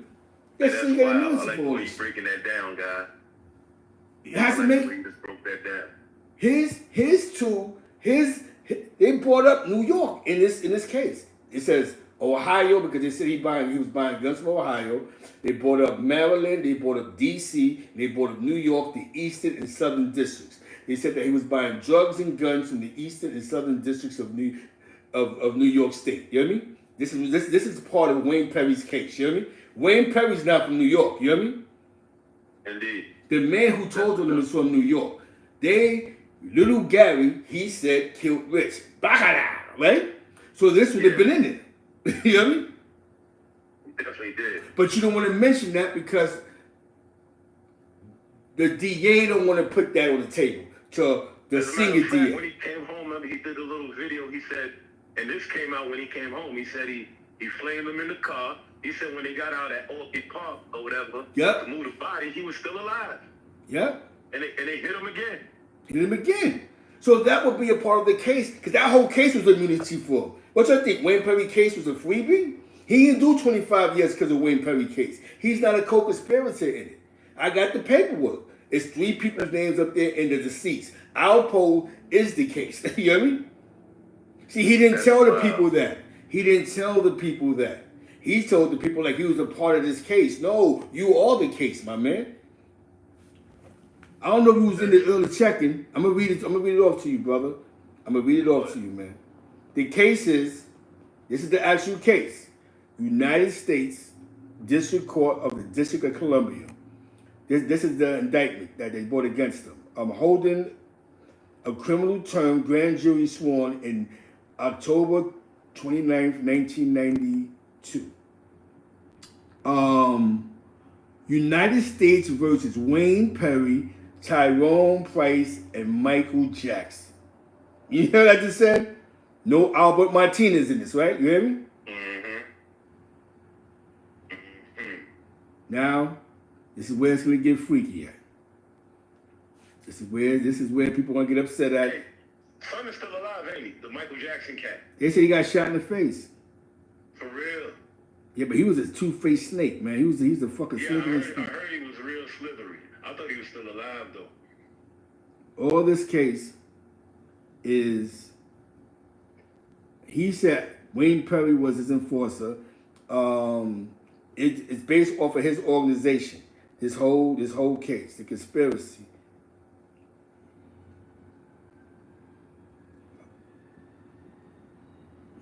See Albert Martinez's name is all in this. I gotta get to that part where it actually says the organization. The Albert Martinez organization. This is thank God for Pacer.com, bro. Because we able to get this paperwork. You know what I'm saying? Niggas never thought that this would come out because Wayne Perry can't send his paperwork out. You know he can't do that. So it's just word of mouth. So now this is an actual case. Alpo ain't a part of it. You know what I'm saying? You hear me? And this is what I don't understand. What do people, when people talk about Poe telling, right? Because on one end, you have like a generation that say, yo, Poe did Rich dirty. Then you have people that say, yo, Paul rap. Which one is he held accountable for? Really, the He's just killing on Wayne Perry or killing this man over them prices? You know what I think? I think it's a dirty game. He created a narrative where he made, niggas in the streets is weasels, get over niggas. Yeah. He painted a picture of Rich that niggas that's in the street could go, yeah, that's some fucked up shit and that's foul. That was your friend. Why would he do that for, right? So he painted that picture. So his ratting came from, yo, we gotta think about who comes first, you know what I mean? Me or them, you know what I'm saying? You know what I mean? I'm not gonna lie, he can never get So, past that Wayne Perry part, man. He can't. That Wayne Perry part. But Wayne couldn't talk. Yeah, he should have talked on Wayne Perry, man. So he did that with Wayne, and remember, he has the one up on Wayne. He has access to these magazines. You know what I'm saying? He got access to these video guys. So he's able to create this weird narrative and say what he want to say. The paperwork says you're not even Wayne Perry's co-defendant. You know what I'm saying? You know what I mean? Wow, yo. But the case is the... Shout out to DC too, man. Yeah, bro. So that's the truth. Man. So he's not just a rat. He's a fucking weasel, bro. You know what I mean? There's nothing worse than a weasel. That's like me and you do a crime. I get caught. You get away. And I'm like, nah, son. It was me, but he definitely did it. You know what I mean? And you know how many generations of people been locked up and double cross, triple cross behind that story? Just because they don't know the truth. So now when you hear the truth, like good example. When Crown Court TV sent me this paperwork a year ago, bro. You know what I mean? 2 years. But I never looked at it because he does court cases. He said, "See, look at this shit." You know, I said, "What you think?" So I never looked at it. So when I looked at it 2 days ago, looking at my email, I said, "Oh shit, Poe wasn't even a part of this case. He didn't. Sam and the Bull, he snitched. You know what I mean? He was a part of that case. He told. Blind Glaze, I don't know who he told on, but he snitched on whoever he told on. Glaze tried not to even switch subjects, but he be talking crazy. Like, I don't know how you do all these crimes and you on video telling us about it. Like, yeah, because he could do that because whatever, and dead people can't speak. You know what I'm saying? So now it's like you can create a greater narrative. No shot towards Glaze, but I'm just telling you how. But he told in the case he was actually somebody's co-defendant. You know what I mean? Then you got Albert Martinez, the biggest case of his life. He wasn't even a co-defendant of. He put the case together. You hear me? Detailed it. Nobody can testify. I keep New York out of this, and I keep the kidnapping of Darnell out of this because people look at it differently. The feds can't give me a play if they even thought I was in play with even get. You know what I'm saying? That kidnapping shit. You know what I mean? Yeah. The seniors say, nah, that's... So what happened? So what do you say? You create a narrative. Well, you killed Rich. We don't even know if Lil Gary really killed Rich. Yeah, we don't know if he... You know what I'm saying? Only thing we know is he's saying, and AZ playing out. He was with somebody I never seen before. Albert from the East Side. He could have brought anybody with him. You know what I'm saying? For all we know, he could have played all them dudes against each other, man. He wasn't from over there, but as far as Gary, that dude Tank, that Andre dude, the Christ in them, he probably, you know what I mean? Like, you see, but look at how crazy this sounds, right? Now this is how crazy this sounds, right? Poe put the case together. He's telling the bodies and the homicides. Boom, boom, boom. He did this, that day, that day, that day. He's the mean. He's the Sam and the Bull. You can understand, and you gotta admit this shit, right? So he admits it, right? His other case, he can't get around because Poe had prior felonies. So you can't get around your 25. But we don't guarantee that you won't sit the rest of your life in the penitentiary for this shit. Because you keep saying that he was going to kill you. Wayne Perry ain't died yet. You know what I'm saying? You hear me? You gotta understand, when you hear the narratives here, they're going to give me the death penalty. What death penalty? Wayne Perry ain't getting a needle yet. You know what I'm saying? You hear me? Mm-hmm. So it's the narrative. Here's one more question, guys. What's poppin'? One last question. I know that, like, we in a day and age, everybody named Mama got a phone now. Yeah. With a camera. Everybody. Yes. That night told her, why we ain't see we ain't see a finger. Like, why we ain't see a shoe? Normally niggas got cameras, right? A hat. Like, Like nobody ran down on that car like, oh, they got him. You know what I mean? Yes. Yo. And where was they at when this happened? Was they in Harlem? Yeah, I think 151st or some shit like that. I believe 151st it is. The city take naps, but it never sleep, man. Nobody ran down before police came out there on the scene and was like, yo, look. You know what I mean? It's funny because it's crazy because when they actually found him, they thought it was Abraham. You know what I'm saying? But I'm gonna tell you what's crazy.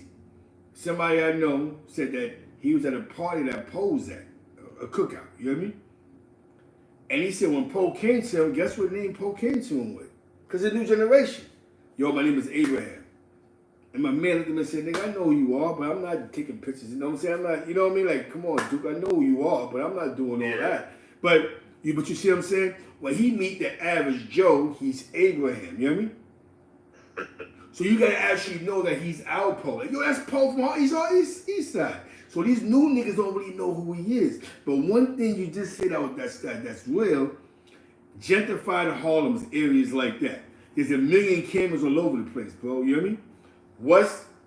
Did you tell me for this one night all lights went out? You know what I'm saying? You hear me? Yeah, I'm listening.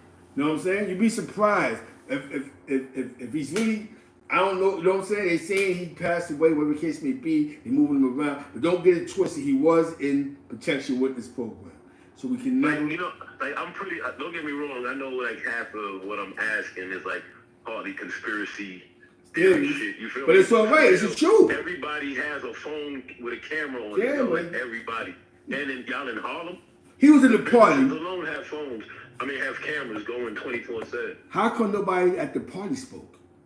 Nobody was in the party with him, at him getting assassinated. Now one person said, yo, that was Poe. So y'all tell me y'all was in a house party with the nigga, y'all didn't even know who he was? You know what I'm saying? You hear me? Man, I know one thing. If a person pull a crime on, just hypothetically speaking, on 19th Street, man, they get to 32nd Street, they know everywhere they stop. Police is coming right. They ain't gonna chase you. They gonna come right where you went to. Like, all right, we got you. Come on. Yeah, we got you. Come on, man. And like I said, we're just picking down the narrative of the story because nobody had time to go into Wayne Perry's paperwork. Crown Course TV did do months ago. Take the time out, brother. If he still got it up, put in. Crown Course gets busy too. Yes, my boy. He the one that sent me this paperwork a year ago because he wanted me to read over it, but I was in transition mode, and what happened was I'm looking at my emails. I said, "Oh shit, the Wayne Perry paperwork," because he was telling me like, "Yo, Z, it's very detailed, but it's weird because it's an Alpo case that he told on, but he's not even a part of the case. It's a case like he put the shit together. You hear me? So when I'm reading it, I had to think about Nicky Barnes. Nicky Barnes, the case that Guy Fisher went to jail for, is a case that Nicky Barnes put together with the federal government. You know that, right? A word? Yeah, he blew trial to the first one, but the second one, that's when he put it was actually unique where he actually put together a drug crew with the feds. Where they was buying drugs from his friends. That's why a lot of his friends caught Fed charges. The second time, because he put that together, Nicky Barnes. But he still did over 20-something years because Jimmy Carter said, fuck you, nigga. You're going to do I'm not giving you no leniency. Whatever he put in that package, those judges was not giving him no love. You know what I mean? Because Nicky was doing too much anyway. You know what I'm saying? And I'm going to tell you a small secret. There was a guy. Yep, you're right. Exactly, Mr. Warburg. There was a guy that was in Spanish Harlem, and he was a Kennedy. They called him Green Eyes. He was Robert F. Kennedy's son. He was a heroin addict in the Nicky Barnes era, and he got caught up a lot with a lot of his friends. He OD'd. They said he died. He OD'd. But he was in that mix. You know what I'm saying? You know what I'm saying? You know what I'm saying? Because he's living in my building. When I first moved to East Harlem in 1978, 79, these are the only white. I lived in an Italian neighborhood, but my building was on 117th between 1st and 2nd, and Green Eyes lived upstairs. This white boy was rich. You know what I'm saying? He just had a dope habit, you know what I'm saying? And he was in the mix with not Nicky, but you know them circles. So I think a lot of kids that was coming from like like mass to come to New York and fuck with that bag, and he was the plug to that. They took out on Nicky Barnes because that's how that shit was hitting their community, bro. A lot of them was coming to Harlem. Not all of them, because you got drugs everywhere, but the ones that was coming, the privileged kids that was coming from Martha's Vineyard, you know exactly. He used to come, boom, and he used to bring all of them to Manhattan. I remember he looked at them on the top floor. They had the cot. You talk about like this had to be like 1980. I used to go Pierce 155, white boys. You know what I'm saying? I was young. He was like, yo, these white boys is crazy. But he was in the hood. He had a dope habit. So now I understand why Jimmy Carter had a beef, because because now you got the privilege, that probably hated Nicki more than anything else because they're watching the drug addiction in their house. Yeah, he was on the east side. Yeah, he was on the east side at one point in time. When he first came, he was on the east side on 117th between 1st and 2nd. You know what I'm saying? My landlord name was Robert Goulet. Right there, he lived on the top floor at the 6th floor. You know what I'm saying? That's how good my memory is, my nigga. You know what I'm saying? You hear me? But he was bringing the rich kids. Like I said, the privileged kids was coming to him. He was privileged, a Kennedy. You know what I'm saying? So that's why white America began to hate Nicki. You hear me? So his 25 years was fuck you, nigga. My daughter's a dope fiend because of you all. You know what I'm saying? You know what I'm saying? That's wild. That's wild. Hey, look, I'm about to breeze, right? Definitely. But, you know, I'm a regular. I'm subscribed to you in the whole nine, though. Definitely. Salute. Peace. You know what I'm saying? Definitely. I salute. Yeah. I like to ask these questions, my nigga, because some things is just, you know, some things we both learning together. I just learned some shit today. Like, I really, as I'm reading this paperwork, Poe really sent these niggas in jail. And they was killing for his loyalty when he was never even loyal to these niggas, bro. You hear me? Yeah, that shit's deep as hell. That's crazy, deep. Man. They killed Little Gary because Little Gary wanted to kill him, but then he wound up telling on them niggas. You know what I'm saying? You hear me? For killing Little Gary. That's wild. That's whack. That's wild for real. And this is a nigga that these other niggas is on his penis. They bugging. You know what I'm saying? All right, good brother. All right, my guy. Yeah, Kennedy. You know, you remember the Kennedy guy, Mr. Warbucks. He's on the east side. You know what I'm saying?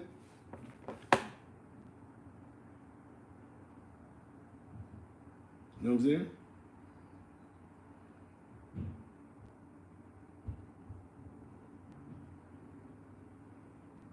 You know what I'm saying?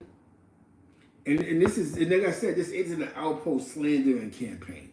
This is just us dealing with the paperwork. Alpo was never Wayne Perry's co-defendant, not at all. But the case derives about information that Alpo gave the federal government. But the fucked up shit is, why would you tell them a situation where those niggas actually put you on to somebody what they cause harm to you, and you still ratted on niggas about that?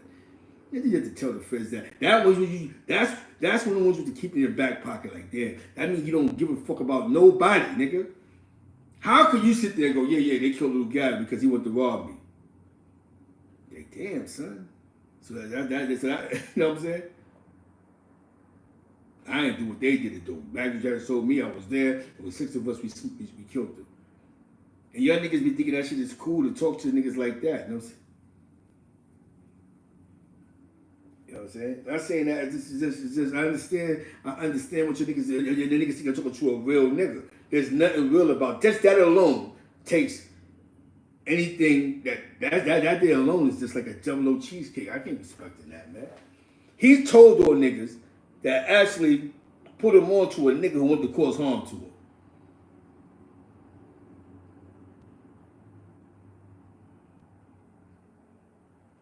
That's one to think about. I'm gonna do a part 2 to this, but check out Crown Courts TV. Maylene was in the building. Miss Wifey, Southern Bell was in the building. Shoot to everybody. Caller was in the building from VA, man. Yo, find some legal shit to do, man. Watch your circles. Think about what I just said. It's a dirty game. People get robbed and all type of shit, right? There's a time lapse in this. This is Wayne Perry's grand jury. What he got indicted for? Alpo Martinez put that case together. He was never his co-defendant. He actually put the case together. And that spared him from that case. For spending the rest of his life in jail. Okay, you're gonna do this 20 for this shit at VA. You can't get around this shit. But you boom, because you got private funding. The judge ain't having it. But for this DC shit, we'll give you pure immunity for this shit because this is your case. You're gonna be detailed and you're gonna testify against them details. So now nobody can bring up the fuckery you had them doing because you're testifying against them.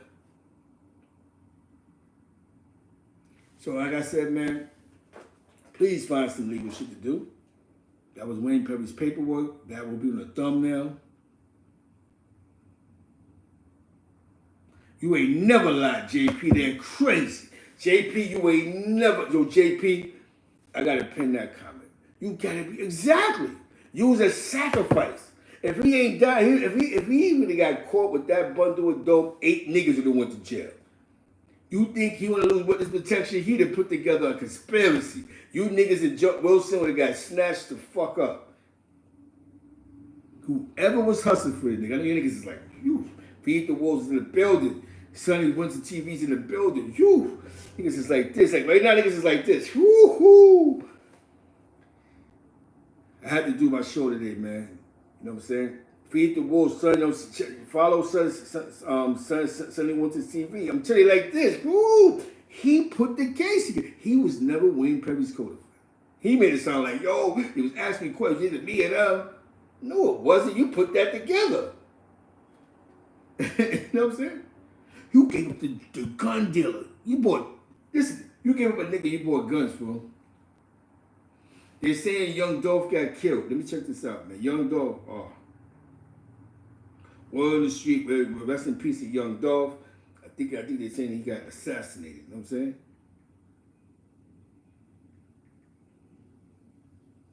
Let me check it out, man.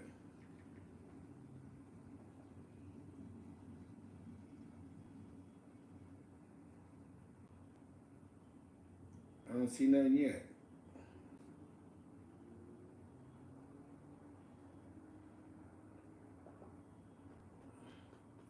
But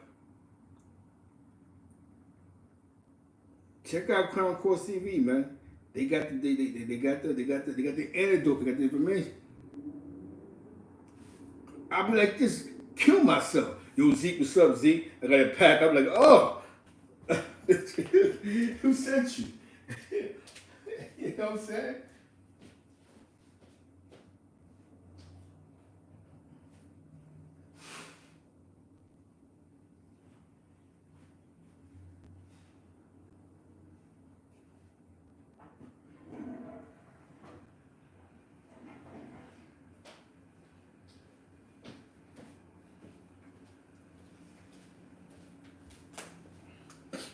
Think about this new narrative that's out there now. They're saying that OG1 was his plug, and he the one that told them about Rich and them getting over him. That's fucked up. How you put that in the atmosphere? Now, OG1, not that he give a fuck, why would you put my name in that shit for? Because somebody killed Rich. You know what I'm saying? So now when I go around uptown, I got dudes looking at me like I'm funny. Like, yo, I seen some shit online where niggas said that you was hitting Poe, or you even told Poe some shit like that.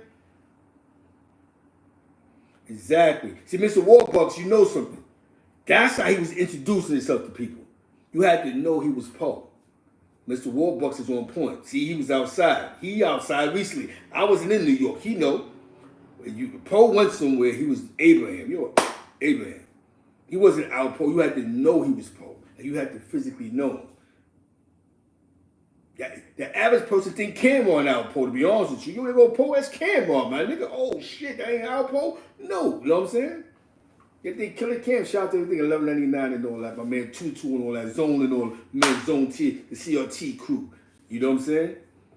Used to write graffiti. I told you that graffiti shit was deep in East Harlem. You know what I'm saying? CRT, East Army, Deep Freezing and Prince, you know, PT 131, not 131st Street, but ACA crew, TDT crew, TWB, PIC, D57, you know what I'm saying? Used to write graffiti. All that graffiti shit to the blocks, you know what I'm saying? This Small World TFT and all that.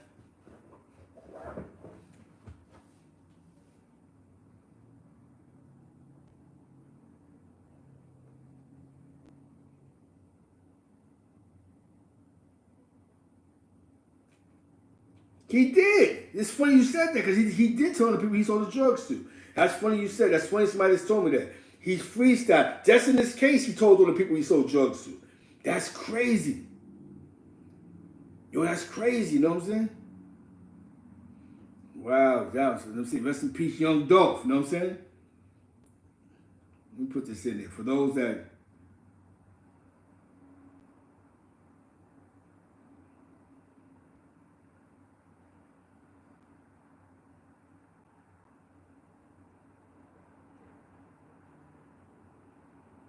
damn, rest in peace, Young Dolph.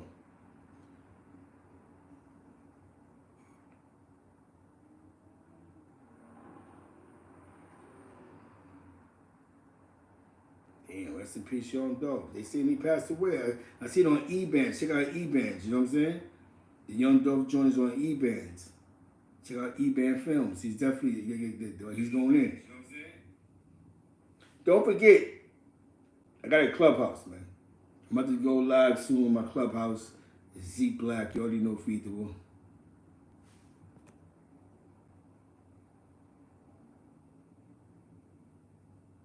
Damn, Zeke last night, Fort Greene and Crown Heights had a shootout on 38th and 6th Ave. 100 people there, 4 people shot. That's crazy. Damn, they said he passed away, man. Damn, that's crazy, man.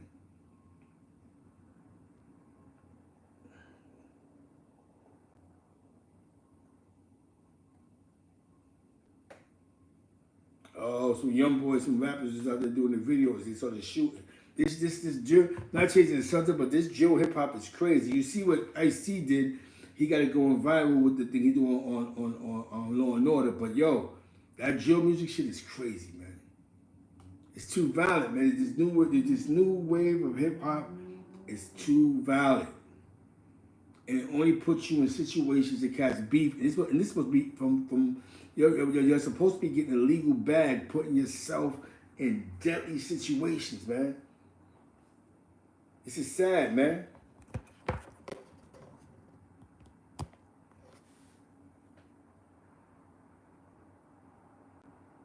Wow, see? Wow, so I guess now they're blowing it up now. So now, allegedly Poe dead, now the secret just really pops at the right time. You know what I'm saying? You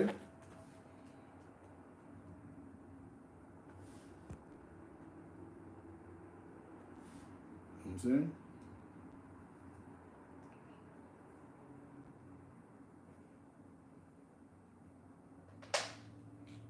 I'm saying it's a dirty game. I never heard that. You know what I'm saying? So you know, it's you hear the information from the people. So I know one like this. Oh God, you know what I'm saying? Because like you said, they killed my conversation before, but now you'd be surprised. Now that Outpost dead, a lot of sling and a lot of shit gonna be getting leaked in niggas in this press. Watch, a lot of shit about a lot of niggas gonna get leaked. You know what I'm saying? Here, take this. See. Did you ever watch the ending to Don and Brasco, how they got him out of there? It was a fake bus and they snatched him. All the time to go. Who knows? You know what I'm saying? Nigga probably served this purpose. You'd be surprised who about to catch a Fed charge and get snatched up. We'll find out though. We'll find out. You'll find out, man. He probably served this purpose. Yo, we need. There's still some guys in New York we need to get next to. We need some phone numbers. We need you to make moves. We need you at these events. We need you not to be a $2 nigga. Yeah, we need you to be the drug dealer. We need you to attract that crowd. We need the media to make you, to clean your name up, to make you a real one. He did all that, right? Didn't he? Didn't he do that? He found ways in the media to clean up his image. Yo, we love him, da, da, da, da. So now the image is being switched. Niggas is looking at, yeah, you know what, man, he didn't tell on me, man, fuck all that. And niggas will do business. But all in all, I'm trying to get to the next door. They said Young Dolph got killed. Wow, rest in peace, Young Dolph.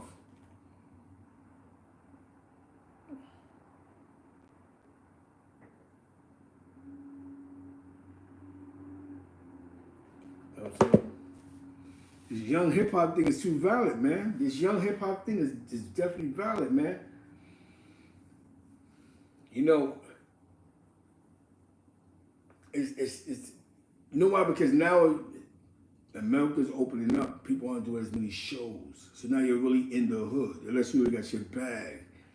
you know what I'm saying? And dudes is getting caught up for a lot of dudes. A lot of dudes. I'm gonna be honest with you.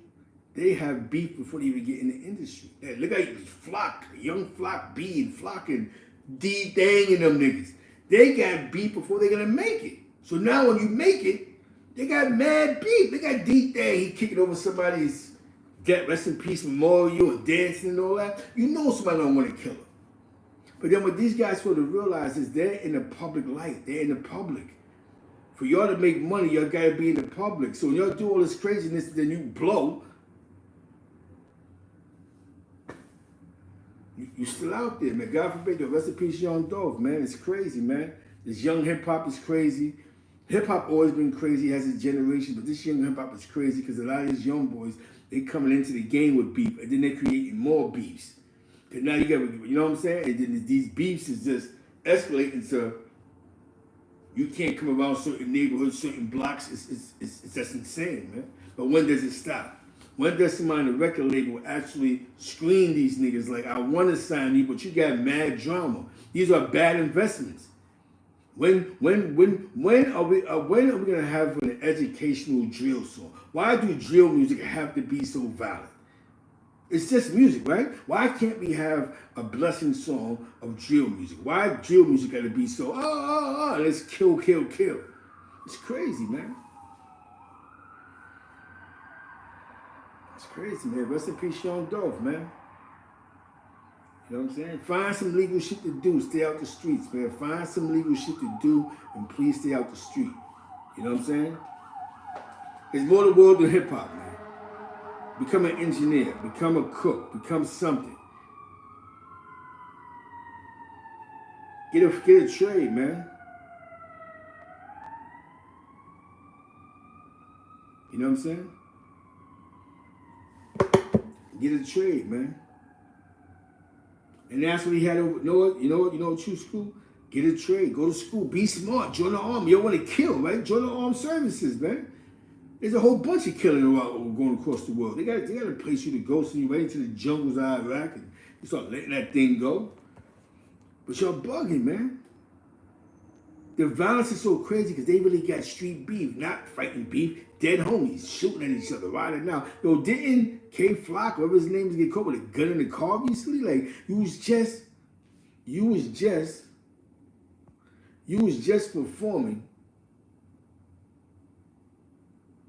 Yeah, I seen that. I'm hearing that now. You know what I'm saying? I'm saying Young Dolph just got murdered, man. There's nothing wrong with coming home safe every night, man. K Flock, whatever his name is, drill rapper, become a security guard. Mop floors, mop and glow. But why keep putting yourself in harm's way is beyond my imagination.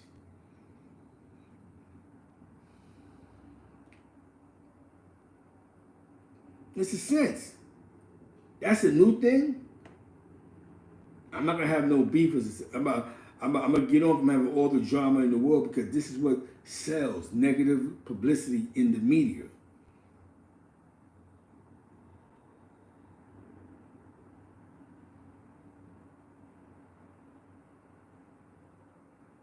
Nobody's talking about Biden and the infrastructure bill he just passed, like $1 trillion. Nobody's talking about that. Those are jobs. So as much as you focus on that dance and the woo and chew, let's focus on the infrastructure. There's jobs out there that's gonna be created. Prison ain't doing it no more. Mass incarceration ain't doing it. So now we have to turn $1 into $20, and the $20 is tax dollars. So now for every $1 billion we give a company, we're gonna make back $30 million in back taxes. This is how the government runs. You got to take money to get money. Remember, this is a tax. Only people that benefit in America is tax-free individuals. 1, 2. So why not get a trade, become a carpenter, learn how to do cement work, asphalt work.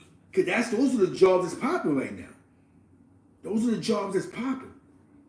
Go get it. Right now, he signed the bill for $1 trillion. If I was some of you niggas that's into the construction world,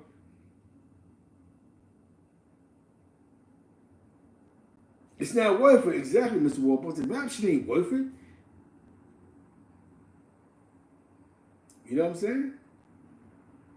Rap shit ain't worth it. You dying. You get your first check. I tell you, by the time you get your first check, you have all the smoke in the world.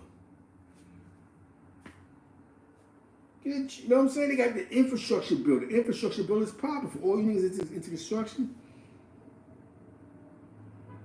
You let the internet become IT tax. You're right. Pay with the tax, technology.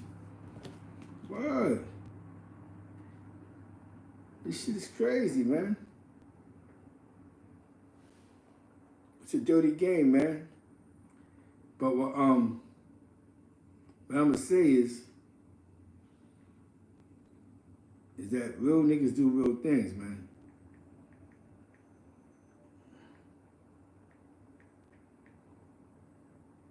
And sometimes, man, definitely shout out to my man Money D. You know, I can't forget my veterans from Chicago. You already know Chicago Finance was in the building earlier. Definitely shout out to him. If I didn't get to shout him out, you know what I'm saying? Look at the bazaar, man. Y'all niggas is picking up professions and putting your niggas' lives on the line. You know what I'm saying? You hear me? Y'all get for 1 million streams. You know they know Nino's ain't drug money. So why, like, y'all listen to the wrong people. Get a train, go for with the union. Please hire me. Right now, there's $1 trillion in infrastructure. You niggas that's good with your hands, that's handy with your hands, could take a 6 month course somewhere to work on, to learn asphalt, to learn that don't know it. That could get certifications in this, not just knowing the shit, but get certifications. There's gonna be money in those trucks, those bulldozers. Niggas gonna get paid $50 an hour for moving rocks from one spot to a plant just to dump off. Caterpillars, money in that. I know somebody was doing Caterpillars getting $100,000 a year. They will call them to do the Caterpillars. Shout out to J.E. Moneybags. He does sort of work like that, where he does people foundations, pools, backyards. You know what I'm saying?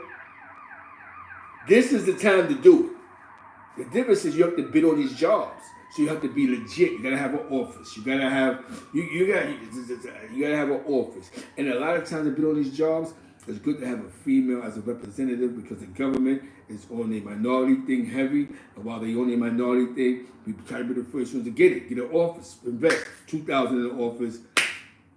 Everything else pays for itself. You put together the paperwork. You got the right people, right certification. This is where the power of the unions coming at. This is why the mob always won when shit like this happens.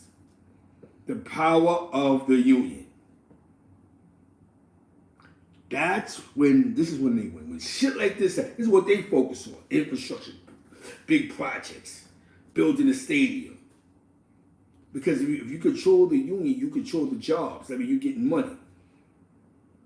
Oh, I'm going to give this job, boom, hire him, boom.